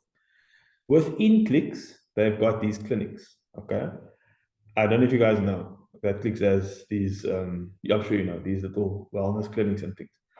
So about 5 years ago, we were asked to, or I was asked to help them with two things. Number one was to get foot traffic up in the clinics because they weren't getting the foot traffic. There was not enough patients coming through. And also maybe come up with, and then also bring our virtual care platform in as their virtual care platform, and have doctors available to service the nurses who are working in the Clicks stores. So that I think they had like 360 of these clinics, but there was very little patients coming through. And why? Because why would a patient doesn't think they're going to go see a doctor or a nurse at a pharmacy? I always thought it was a strange construct, but that was their strategy, and they invested a lot of money in it, and they couldn't get the foot traffic they wanted. And they also had a virtual care platform that wasn't able to do certain things. So we then got the opportunity to do two things. Number one, present My Pocket Health as a virtual care platform to them, which we did. They loved it. Then we got through this process of the formal process of RFQ, which is like a tender process you follow with these big corporates to get involved. And the project was basically that we would become the overarching virtual care partner to Clicks. Okay, but it would be branded as Clicks. We would white label it to them, but we had to ensure that there was 24/7 uptime, doctors available all the time. We had to do billing, we had to do debt recovery, we had to do, everything, right? Everything was on us, and they couldn't even guarantee us patients. Okay, so if you think about it commercially, if I was like a bit like excited, and I would have said, "Oh my word, we're going to be Clicks' partner," but it would have destroyed my business, because there's no ways I would have been able to maintain all those things. It would have cost me an arm and a leg with no foot traffic guarantee from them. Okay, So on the virtual care side, we said, okay, no, we're not going to do it. But I'm using it because I wanted to show you how the social capital works. You go in, you build a relationship at a certain level, and then through that process, nothing stops you from, the next thing, and then you eventually meet someone. Go there with a strategy from the beginning. So ultimately, we turned down the opportunity to be the virtual care partner. We didn't want to do it because my strategy was this, to get doctors on it and running their own businesses on it and so on. Then on the focus side, what we had presented to Clicks was, if you think about it, or they struggled with foot traffic. Okay, so what we presented to them was, we said, equip each and every nurse with a point of care ultrasound device. Okay, and we train them and we get them ready to do basic antenatal scanning, right? Just very basic antenatal scanning. What that would do is, number one, it would bring patients to the door, right? So you're getting patients now because there's a new service, they're going to come. That same mother that's pregnant is going to be pregnant for the next 9 months, which means they're going to need their ferrous sulfate, they're going to need their vitamins, they're going to need all these things, right? Which they're going to come and buy from Clicks. Okay. Then once the baby's born, they're going to need baby stuff. So they're going to come to Clicks again, right? So I modeled this whole thing for them. And this is why I said to you guys earlier, when it comes to these large corporates or organizations, even government, even if the thing makes complete sense, right? If there's too much red tape and bureaucracy, it's going to be challenging to get it over the line. So what happened, I think Tegan also mentioned it like last week sometime, about innovation and IP protection and stuff. So obviously I pitched the whole model. It's an amazing model, makes them a lot of money. It costs them money to get the devices and the training, but once that's done with X amount of scans, it recovers very quickly. And then also they're making money off these moms for the next, 3 years. They modeled it out. So it's 9 months plus after the first 3 years of a baby's life, they expected to make something like 178,000 Rand over the life of that customer. So from a pure numbers commercial point of view, I pulled on all the levers, right? The pains, the gains, everything. And obviously it ended up not working out because, again, of red tape. And I think we spoke about indemnity earlier. So we indemnified them completely by limiting the scope. Okay. Then someone else with a bright idea came in and said, no, they mustn't do basic antenatal scans. They must do the 4D imaging, detailed scans. And I said to them, guys, that is literally the worst idea ever, because you're opening yourself up to so much more risk, right? If you incorrectly identify something, or, it's just not worth the risk, right? So for them, again, someone in the organization had an alternative or an agenda or plan or something that they wanted. And ultimately, I don't even think they went with it, but they tried to copy Diskette basically. And it failed miserably. It didn't work out. But the model itself, I think, is a very good model to sell to pharmacies. And when I say sell to pharmacies, remember, they're your customer, because you are saying to them, I'm going to bring in point of care ultrasound as a service to your pharmacy. You market it to remember, they can market very differently. What did Bianca say earlier? They're very unethical with their marketing. Be that as it may, which they are, doesn't mean we can't leverage other people's marketing and the way they can do things. So if you go to a pharmacy chain, small privately owned one, or you identify a few pharmacies, and you come in with point of care ultrasound as a service, you say to them, market this to your pregnant woman, let them come through, you set up a little room in the pharmacy, people book there, put a nurse there, they book, scans get done, there's a price, charge the price, you make your money. The pharmacy is happy because it's not costing them money for you to come there, right? You leveraging their access to their pregnant mothers. But they're going to be benefiting because now that pregnant mother is getting a scan and is going to continue to buy from them for the next 9 months. So when it comes to thinking about how you can bring value, I'm using this as an example and a practical one that you guys can actually think about and marinate on a bit. If it's something that you think could work where you find yourself. Does that make sense? Like you are leveraging this pharmacy's currency, which is foot traffic, right? They've already got a lot of customers. And you're also leveraging the fact that you know that they need to make money off their foot traffic, right? People coming through, buying stuff, blah, blah, blah. So you have the same mechanism that we applied with clicks, you guys can apply with these pharmacies. Does that make sense? Do you think it's something, is it logic? Do you think it's something practical that could work? You have to do it though with independent pharmacies, not big chains. It's a very unique opportunity for leveraging and getting access to patients and customers you would not have had access to before. Clicks or those pharmacies have already spent the money on marketing. They already did. You must just go and bring a service that's gonna give value to their customers, and then ultimately to the customer, they're gonna be like, wow, I got my scan at Alpha Pharmacy or whatever pharmacy. They're gonna tell all their friends who are pregnant, no, you can get your scan there for $750, and they give you discounts on the vitamins and stuff. And that's how you bring healthcare services into the realm of where patients find them or where customers find themselves already. Yeah, so that's a very cool strat. I think I would like you guys to think about, and think about more ways like that you guys can bring services. And that's about creating value, and the value is going to be for that end customer. Okay, so you can go on. Okay, we've done this already, the fit and the value map and so on. Okay, we can go on. I just spoke about that now, basically. So, okay.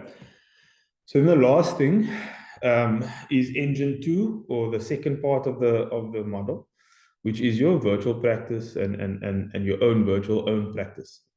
And I'll show you now how the virtual care platform how it looks in the slides. But you basically creating your virtual clinic in or on the platform, within the platform. So you set up your own logo, you put a picture of yourself there, your services, your bio, you put your pricing, you set all of that where you are. You'll just say you probably won't be like physical unless you have your own practice already, but you can just put it, go GP, put your address there, whatever. And then from an onboarding side, it's a very simple thing. You literally, there's two sides of the portal. There's a provider side and a patient side. On the provider side, you sign up, put in your details, upload your HPCSA form, and you get approved. Then on the patient side, it's also very simple. It's just a phone number, SMS verification. They load a card on.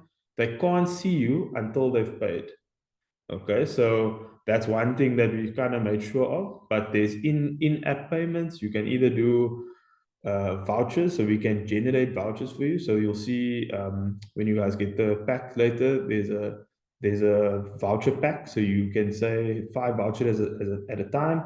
We then generate the vouchers on our platform and allocate them to you, and then you make those, you sell those vouchers to your customers, and then they can use those to redeem their consults, whether them or someone else, right? But it's basically a mechanism for you to sell access to healthcare. Then the patient puts in their sort of chronic diseases, their history, all that stuff, and that lives with them throughout. What do you say there? Can we reach out to those monies? Yeah, for sure. Exactly. That's the point, right? So if you take your virtual voucher, your virtual care voucher, Mikael, and you have people who want to, pay for access to care, they can, right? So you set your price. Okay, if you want to buy 1,000 vouchers, commit to this relationship, but how do we time reaching out to the pharmacies and the GPs? So basically, I'm gonna answer Mikhail's question first, and then I'll do yours, Karina. So you can literally get people to fund healthcare for other people, Mikhail. That's the beauty. That's the purpose of it. Okay, is to give somebody something to pay for that allows access. So you can happily do that. They will then be able to use those vouchers, the code, and redeem a consult from you. Yeah. So that's the aim there. Again, there are small fees related to, because again, to generate the voucher costs money, to we have to buy the vouchers upfront. So we kind of create the vouchers, not out of thin air, but I mean, cost money to make it. So there's small fees attached to it, but the purpose of it is that you are able to sell it on to people. Okay. And then Karina, to get them to, so that's going to be your guys' challenge next week, right? So you go in there confident and competent that you are going to be offering this service, okay? And you just kind of explain to them, you in the process now of finishing you're going through the certifications and the trainings, and in a few weeks' time, you'll be able to come through and start scanning. So it's about the confidence of selling yourself a bit. And I think when you do the engagement with the doctors, there is going to be a strong element of educating them too. I remember when I started U-Image, for example, I was so disappointed one day by an ENT specialist, actually from Neisner, where Mikhail is working, from Neisner, and everyone told me he's the guy. You gotta get him to buy into this thing. If he doesn't, it's gonna fail. And I remember this was like 2020, and I remember phoning him. Someone gave me his number, and I called him, and he shot down. He literally said to me, there were two doctors here. So he said to me, focus is, he didn't understand it. He didn't understand the concept that ultrasound can be done in this way. He didn't understand the fact that a device, an ultrasound machine, doesn't have to be a big bulky machine. It was completely foreign to him. And he literally shut it down completely. So obviously I wasn't deterred. I just said, okay, well, thanks for your comment or your view, but it didn't really bother me much. But there is an element, I think, of education that's going to have to come in some of the older ones. And then the other one that happened was this guy, he actually used to work for Netcare. I actually still have the message. I blocked him off the center though, but it was many years, like 5 years ago. He sent me such a nasty message, like something along the lines of, you destroying the art of medicine. Your virtual technology stuff will happen and will never work and everything. And I'm a disgrace to medicine and stuff, like a whole bunch of stuff. And then it was just, yeah, look at the guy. When the market gets threatened by something that's new and foreign and things, it's scary for them, because it's more a reflection of themselves, that they are actually a bit scared of what's happening. Ironically, he actually asked for work. He actually came back again, and then I don't know if he knew that it was this specific place was mine. And one of my doctors said he came around there asking about, is it work here? What do we do and whatever. So I think you guys must also sort of prepare. I don't think it's gonna be bad. I'm not saying it's gonna be bad, but I'm just saying you guys we're stepping into uncharted territory here, where we ultimately changing the way healthcare is, being done, right? So you are gonna get some pushback, and that's fine. You have to. If you're not getting it, then you're not. I don't think you're trying hard enough. So be kind of prepared for that. But it's gonna be. I don't think it's gonna. If you're gonna give them incentive like money, I don't think it's gonna be too hard. There will probably be a little bit of pushback on things like, oh, you can't take my patients, and they're gonna be a little bit hesitant about that. And that's where your sort of relationship building and trust elements come in. because none of us want anyone to take other people's patients from them, right? We are leveraging their patient base, and we need to make it clear that we are just here to deliver service to them. But it might open up opportunities where, if it's all the doctors, you build a nice relationship, and then one day they'll message you or say to you, Raul, do you maybe want to buy my practice? And then you say, oh, I didn't think about that. Yeah, let's chat about it. And then we can say, okay, let's have a discussion about that. Okay, so it's all about, you guys are going to get a unique opportunity now to build out some social capital amongst established and most likely soon to be retiring GPs. So yeah, I think that's definitely something that's exciting, I think. So just back to the virtual practice. So the teleconsult, like we said, so it's a secure video. So it's HIPAA compliant. So each and every video session is a brand new instance. So what that means is it's not interceptable, if that makes sense. So each and every time it's a brand new, I guess, channel, if that makes sense. I don't know how to explain it easily, but it's not interceptable. You do in platform or in app health records, so you get a version of it as well as your patient. So remember that the health records belong to the patient. You keep a record, but it belongs to the patient. In-app scripting up to Schedule 5, I think, or Schedule 6. Dr. Chanel will do the formal training on the platform with you guys. And then in-app referrals and everything. So you can actively send the scripts either to the patients or to the pharmacies from the platform. Very simple. Yeah, so very cool. And then from a billing point of view, again, whatever you decide your rate is, so whether it's 350, 400, 500, 250, 600, whatever you decide it is, there's a platform fee attached to that, which is about 20%. And then there's also, yeah, that's the only cost really for my pocket health. And then there's in-app chat, so you can chat with your patients also, in the consult, after the consult, if you want to. So yeah, so it's just a mechanism to force a transaction. Okay, so that you guys are kind of secure and safe in the fact that this is your transacting medium, and everyone who wants to engage with you must engage you there. Okay, so I think we're going to go to the next slide. So this is just sort of what it looks like. So you'll see at the top it says patient.mypocket, and the other one says provider. So the patient side will see, so they can't chat to you the whole time, Karina. It will just be sort of in that time of the booking, basically. Yeah, I think that's, and then what you do is you create for yourself on your WhatsApp, like a business WhatsApp. And you kind of separate it from you personally, if that makes sense. You set up that WhatsApp line specifically for your hybrid business.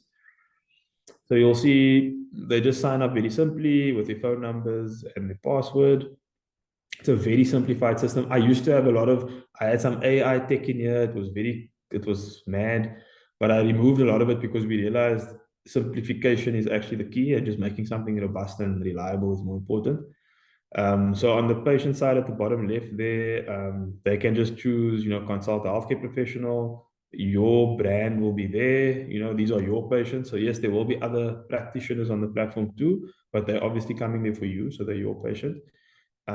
You have record of there's the patient's health records, and in the health records will be the actual EHR, which will have continuation notes, their previous scripts, referrals, sick notes, everything will be there. And then also their past bookings. So that's all kept in check. There is also an admin panel in the back end, but it's not really necessary for the doctors, but we will give you guys access to that too. So what the patient will see, they'll see, Dr. Chanel, Dr. Savannah, Dr. Sanazo, Dr. Siabonga, Dlamini, whatever, they'll see it there. And you can set your brand and your name as you wish. Okay, so these doctors they work for me or with me. They some of my core doctors. So they just have their own platforms on here. They also do virtual consults in their sites. They sell their services outside, etc.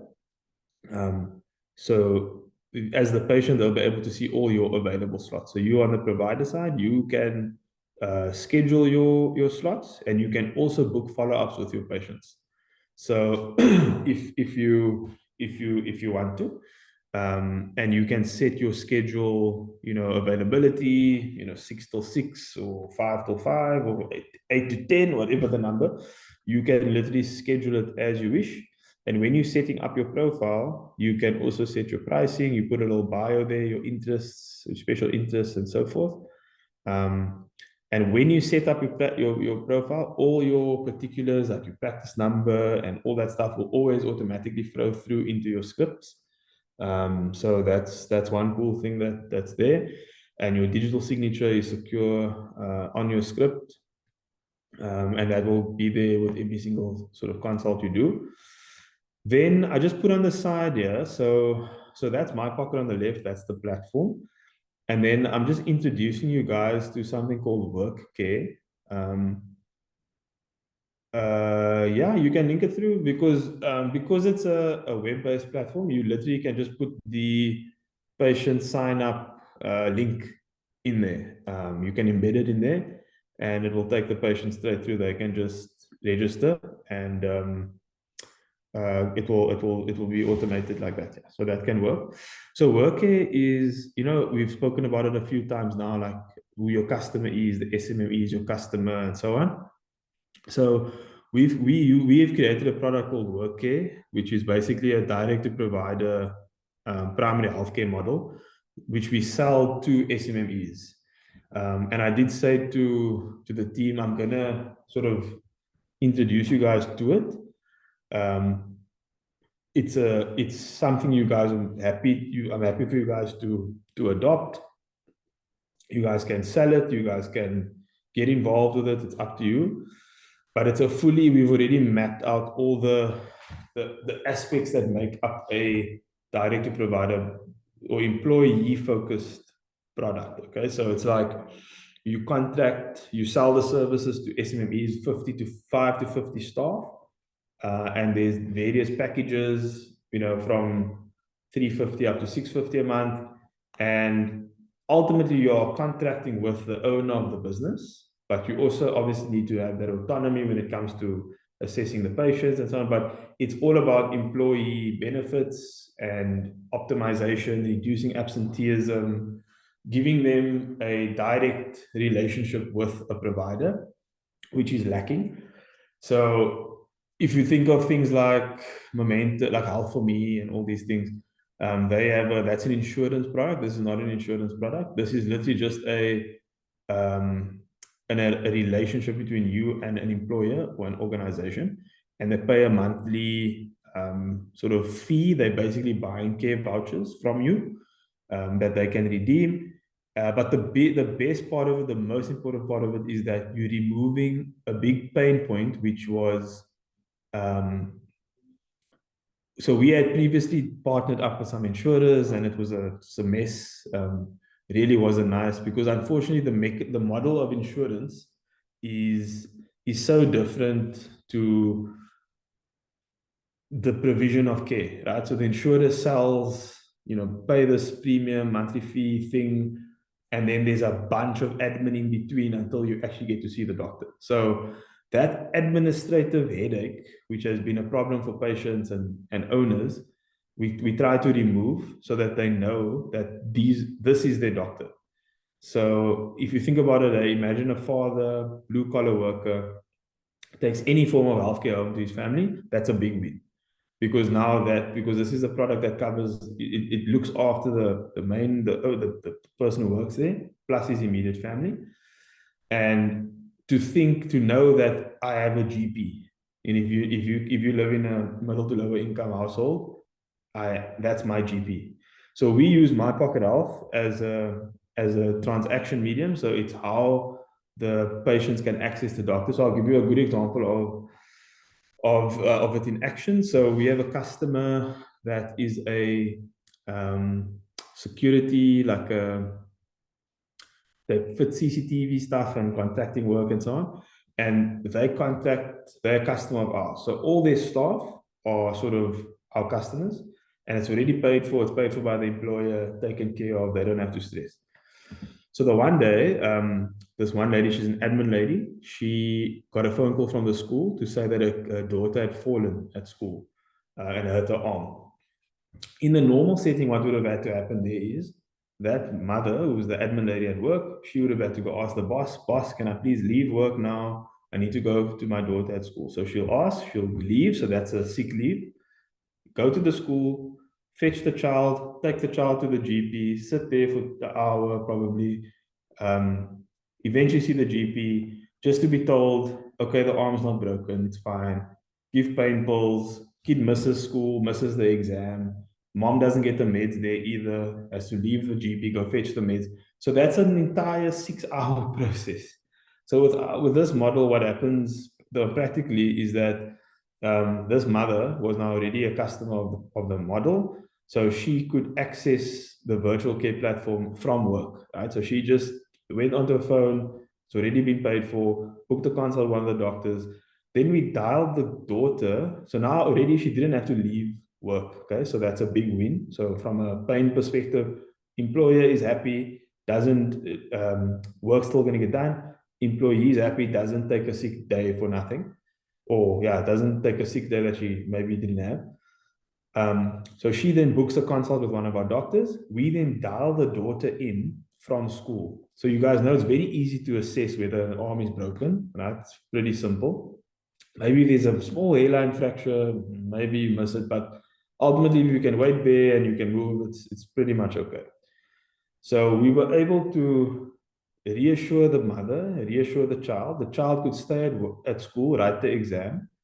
The mother didn't have to leave work. We scripted for analgesia and rest and elevation and so on. The mom was then able to pick up the meds on the way to fetching the child from after school. Kid got the meds, mom stayed at work, employer happy, didn't miss a day of work. Kid wrote the exam and got pain meds. Everybody wins. So if you think about where healthcare fits in, that's where healthcare in the private sector fits in. Does it bring in that convenience and does it relieve real world pain points for people, right? Which impact their lives in a big way, like their work, like leaving work and so on. So work care as a product is available to you guys. We'll look at it in a bit more detail. We'll send some proper stuff, but it's something that you guys can happily go and use as a product to engage with the SMMEs. Okay, so that's another revenue stream for you guys that you guys can sell. You guys can build up your customer base. If you have, and it's this model is a function of utilization. So because it's a monthly sort of recurring thing, if you bring on if you bring on 5 SMMEs with 10 staff, you've got 50 people, and they're each paying a monthly fee to access, the platform and so on. So that's work care. So that's in the context of the virtual care business. I think the last slide, Cindy? I think that's the last one. Yeah. So we went through so the cost structure again. There's no subscriptions for you. There's no subscriptions for the patient per se, unless you're doing work care. But it's basically a fee-for-service model. Every time someone books, you make your money. The platform takes a 20% fee. Your schedule is set by you. Sorry. You can market this as you wish. Maybe we spoke about it earlier. Start friends and family, then go to your community, people around you. Then you can move to doing virtual or digital advertising. Say this is your virtual clinic. People can see you on this. And you can come up with products you want to create that can be delivered via virtual care. You can create products as you go. Okay, so we can go to the next slide. And then again, just here, same thing we did at the top, very simple, very conservative. But we're working on, trying to get to 150, 200 consults a month. So we started with 5. I went at a very low rate. So let's say it's at 240. There's a percentage fee to the platform. Again, marketing, it's there, but it might not be there. Insurance is already actually factored into your personal, your business insurance, your liability insurance. So it's all actually one number. I just put it in here to worst case scenario. You must always do worst case scenario when it comes to your costs and things. Make it as bad as possible, like as expensive as possible, so that when you model it, you give yourself some breathing room. But then by month 12, we're looking to be doing 150 consults. We're hoping to get you guys to be generating around 40 to 50,000 in a month just on your virtual consults. So yeah, I think that's kind of a very simplistic model, financial model. Then you can go to the next slide, Sandy. I don't think we need to do this. I think we've done enough now on the chat. We know this canvas already. The segments you're going for: customers, direct, LSM 6 to 10 or lower with the vouchers. SMMEs, nothing stops you from even doing like we did with clicks. Sell the services to a corporate, nothing stops you from doing that. Identifying key partners around you, schools, churches, mosques, etc. Your revenue is going to come from your consult fees, selling of the vouchers, work care, etc. And then the only costs are going to be the platform fees, like we said earlier. So I think that's pretty solid there. I think there's one more slide. There's a last slide. I really can't remember now. Oh yeah, so this is what we've been speaking about this already quite a bit now. So, building your social capital, doing like Mikhail, here's your answer. You asked about the lower LSM bundles, getting other people to fund it, even selling it at a discount. You can package it like that. Your work care, we can sell. You can still continue locuming. Nothing stops you from doing that. You can still build up your locum hours. Again, it's about stacking your income generating channels. That's the main thing. Stacking it up. If you want to start doing, training and things, you wanna position yourself as a thought leader, do that. You can even do corporate wellness days. But the most important thing is that you set a revenue target for yourself that you want to make every month. The only thing limiting you is your time. That's the rate limiting factor when it comes to a services business. So now you have a service that you're selling, but now we've also created products, right? So we've introduced a product. You're selling work care, that's a product. You're selling the vouchers, that's another product. So you're getting, they're paying for the access whether they use it or not. Okay, so that's a very important thing to think about in your sort of from a mindset point of view. And then you can sell the services and stuff to corporates, to SMMEs. You can host wellness days. You can charge for that, guys. That's money to be made. You have a unique IP knowledge base that you need to package in a way that a willing buyer is able to see value in and pay you for it. Okay, so this will all then live in your sort of your hybrid business and set a target. I'll set it. We can set it together. You can decide 50K, 60K, 100K. You must set that revenue target for the month. Like I'll tell you guys something. I've got just for perspective, I've got a rental car business that makes me 320,000 in a month on average, 280. So I'm at 300, and it's got about a couple of cars that I bought over the years, and I rent them out to various industries like security industry, chauffeur industry, people themselves. One of the doctors on the platform, actually his husband, I've started to work with now, who also does it. Her husband built a car rental platform like Airbnb for your car, and I'm sort of working with him on that now. But just for context, like that takes zero time from me, actually, at all. yes, I've got costs. Obviously, the cars over the years bought them, but those are installments I need to pay and so on. But ultimately, the car is doing the work. So I will rent out a car for 6,000 Rand a day. Maybe the car goes out for 6 days. That's 36,000 Rand. Okay. Whatever the installment is. But ultimately, these cars are generating money for me without me even being. I've got some of my cars are in Joburg working. Some of the cars go out all the time. I never see them. But there's risk, obviously. But ultimately, the reason I'm saying it to you guys is that there's mechanisms for you to generate income, right? Without you having to be there. So your time is limited, is a rate limiting factor. So you need to think about ways to, yes, sell time to a degree and sell your offering, but also come up with products that are able to generate income without you having to put too much time into it. You know, so having stuff like that allows me to spend time on stuff like this because this is not generating me any money right now, but I know it's building value over time. So just something to think about. So setting those targets and coming up with and putting those products into the market. I think there is one last slide. Yeah, I do remember now. I couldn't. Is there one more slides in there? I can't remember now. Oh, I just did the ramp up there. Okay, yo, that's a lot there.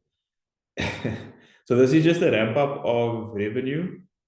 So total net revenue after costs and everything over 12 months between the scans and the virtual consults.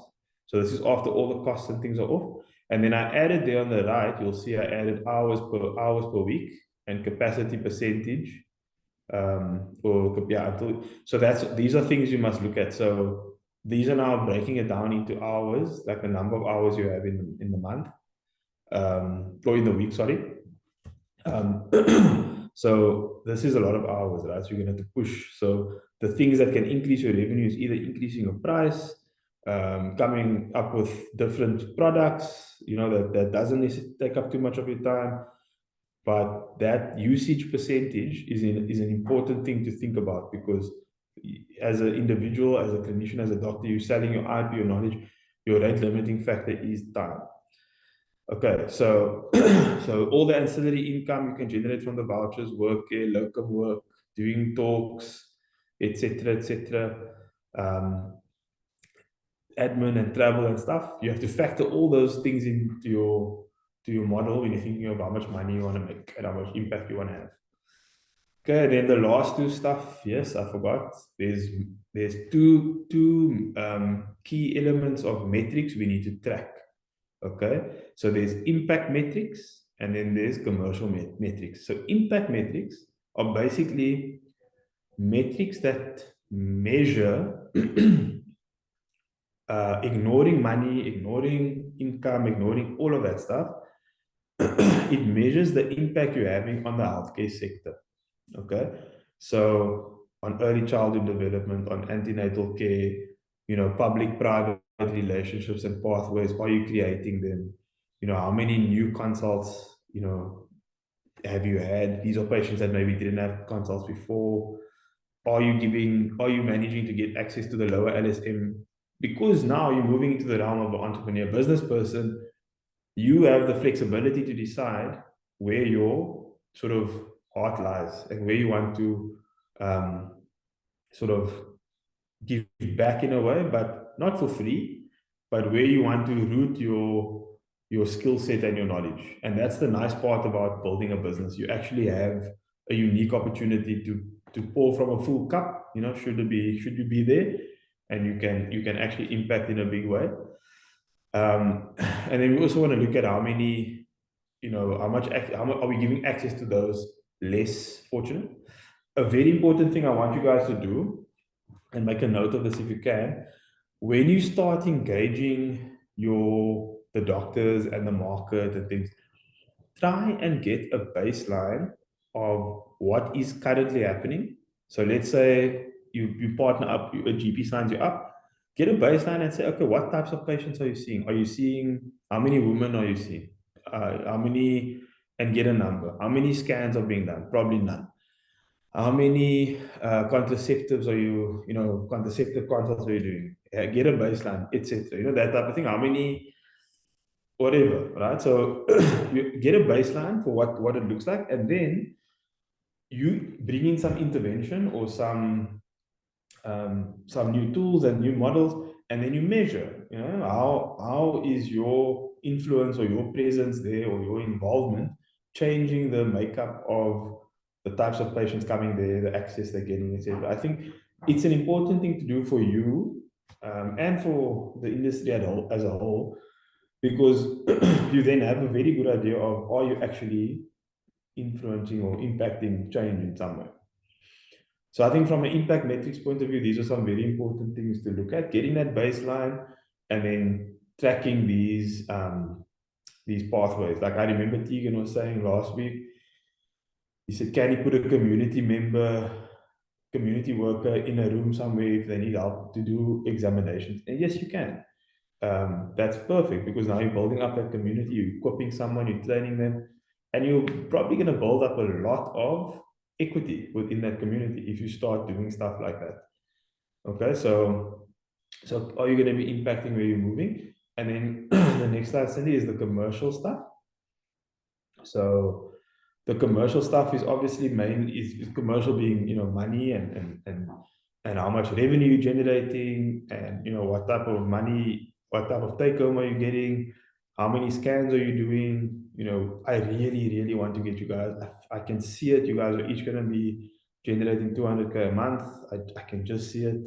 So I put that profit margin at 80%, which is very high, but assume it's going to be closer to 60-65%, which is still very good if your profit margins are there.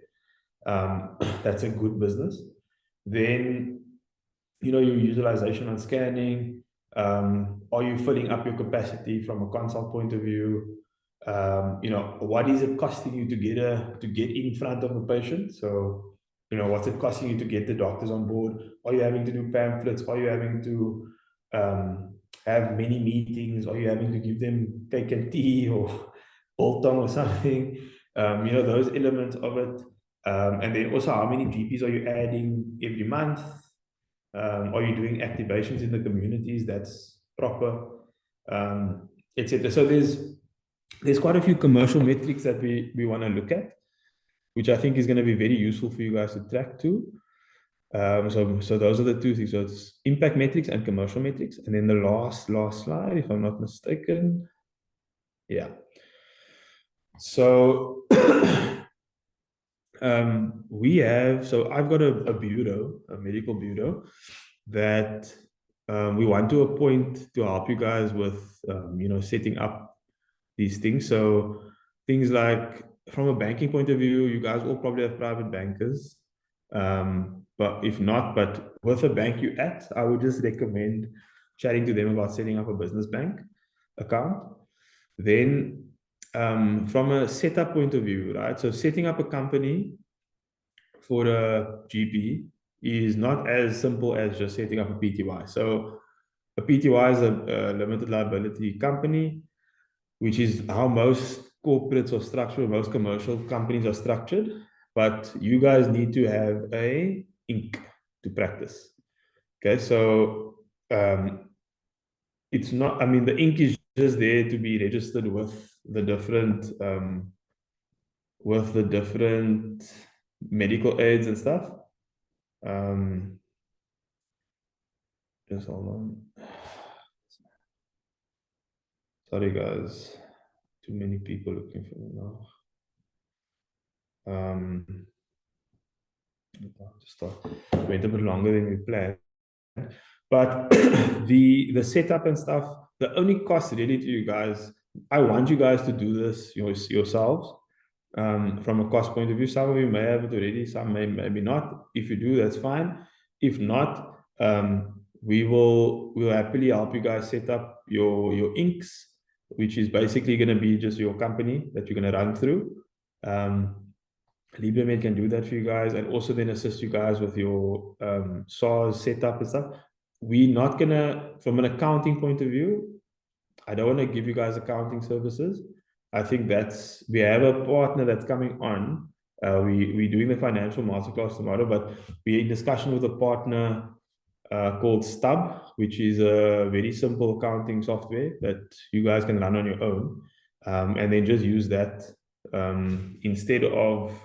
But I would still, you guys are moving into a realm now where you're going to be a business owner. But it would be useful to start to find a trusted partner in the accounting space that you want to work with. Then on the insurance side and so on, I mean, you guys all have professional indemnity already. It's advisable to just have a chat with your broker if you have one, which I think most of you guys have. Just to have a look at your sort of insurance and whether that changes or not and how that will look. I can tell you, like our doctors, they all do everything, all these things.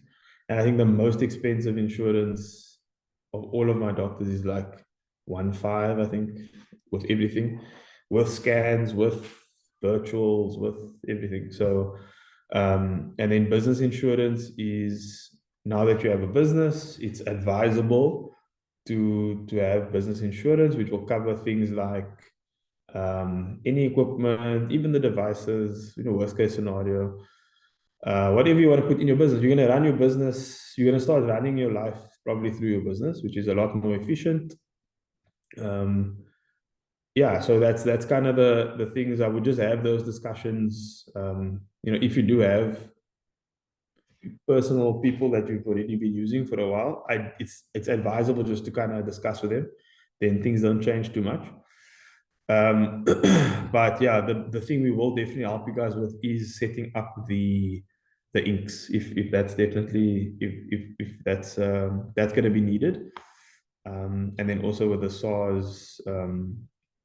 SARS rep stuff, because you need to register with them and all these things. So this is all part of the process which you have to go through, and I think it's a good thing to go through, and it's a good experience to kind of expose yourself to. Some of you have done it already, I'm sure. But these are the sort of realities and the stuff that kind of, it's like you have to, it's like what do you call this? Initiation. I don't know, I see it like a bit of an initiation phase process, but it's also great skills and stuff to learn so that you're comfortable with it. And if any new opportunities come up in your future, you know where to go and you know what to do and you know how to kind of go about it. You guys know what the BHF is. I'm sure it's the BHF is the Board of Healthcare Funders. That's for when your ink registers with them for medical aids and things. For you to get settled from the medical aids. It's a very the bureau space and the insured medical aid space is like a wild west, honestly. It's crazy. Working in the bureau space, I've seen some crazy things, where doctors are billing for stuff they didn't do, and yeah, it's crazy, but it's there. And then SIPC is obviously our company's intellectual property corporation, which is where you will do your ink registration. So for the ink, you first need to register a PTY. It's a very funny process. I don't understand why it's like this. We're trying to speak to SIPC to change it, but you first need to register a PTY. Then you need to change the PTY to an ink, which is another unnecessary step, but that is the way it is now. For now, VAT is not an issue until you make more than R1 million a year, which hopefully will be in the next year or so. I'm very hopeful you guys will make that money. Then only do you bring that into the equation. But yeah, so I think these are some of the sort of setup stuff. We can support it. We want to support you guys. We really want to, but I also want to give you guys the opportunity to kind of go through the experience yourself a little bit. So chat to your banker about the account, speak to us. You can mail Cindy about the I would like for us if we could set everyone's company up, because that's a bit of a finicky process, but yeah, we can do that. We can send you guys the forms and things needed for that. Then to just chat to your insurer. Again, specify. This is a nice opportunity for you manage risk and manage engagement and a relationship with someone like a broker, because the broker's first response will always be, no, don't do it, right? The second response is, oh, okay, I'm going to charge you as much as I can, because then his commission is as high as possible. You need to negotiate, put in place your scope. So you say, I'm only doing simple scans, blah, blah, blah. I'm only doing this type of virtual care. Please be wary and be aware of, the mechanisms of the industries that you are engaging. Think about the incentive for the person on the other side who's engaging you. Like, I'm transparent with you guys. I tell you where I'm at, what our long-term views are and our long-term goals are. That's fine. The problem with a broker is they're not going to be transparent with you, but you now know, and I'm telling you, and you know this, that they are making good com of you, and sometimes they push your insurance premiums a little bit high, even though they're regulated by the Financial Services Act. It doesn't always stop them, and they'll sometimes over sort of estimate in a way. So have that discussion, because it impacts your cost structure, which ultimately impacts your margin, which impacts your price that you can charge. So very important that you guys engage with these things, really properly. And I think that's the last slide. Yeah, that was a bit of a marathon. Wow.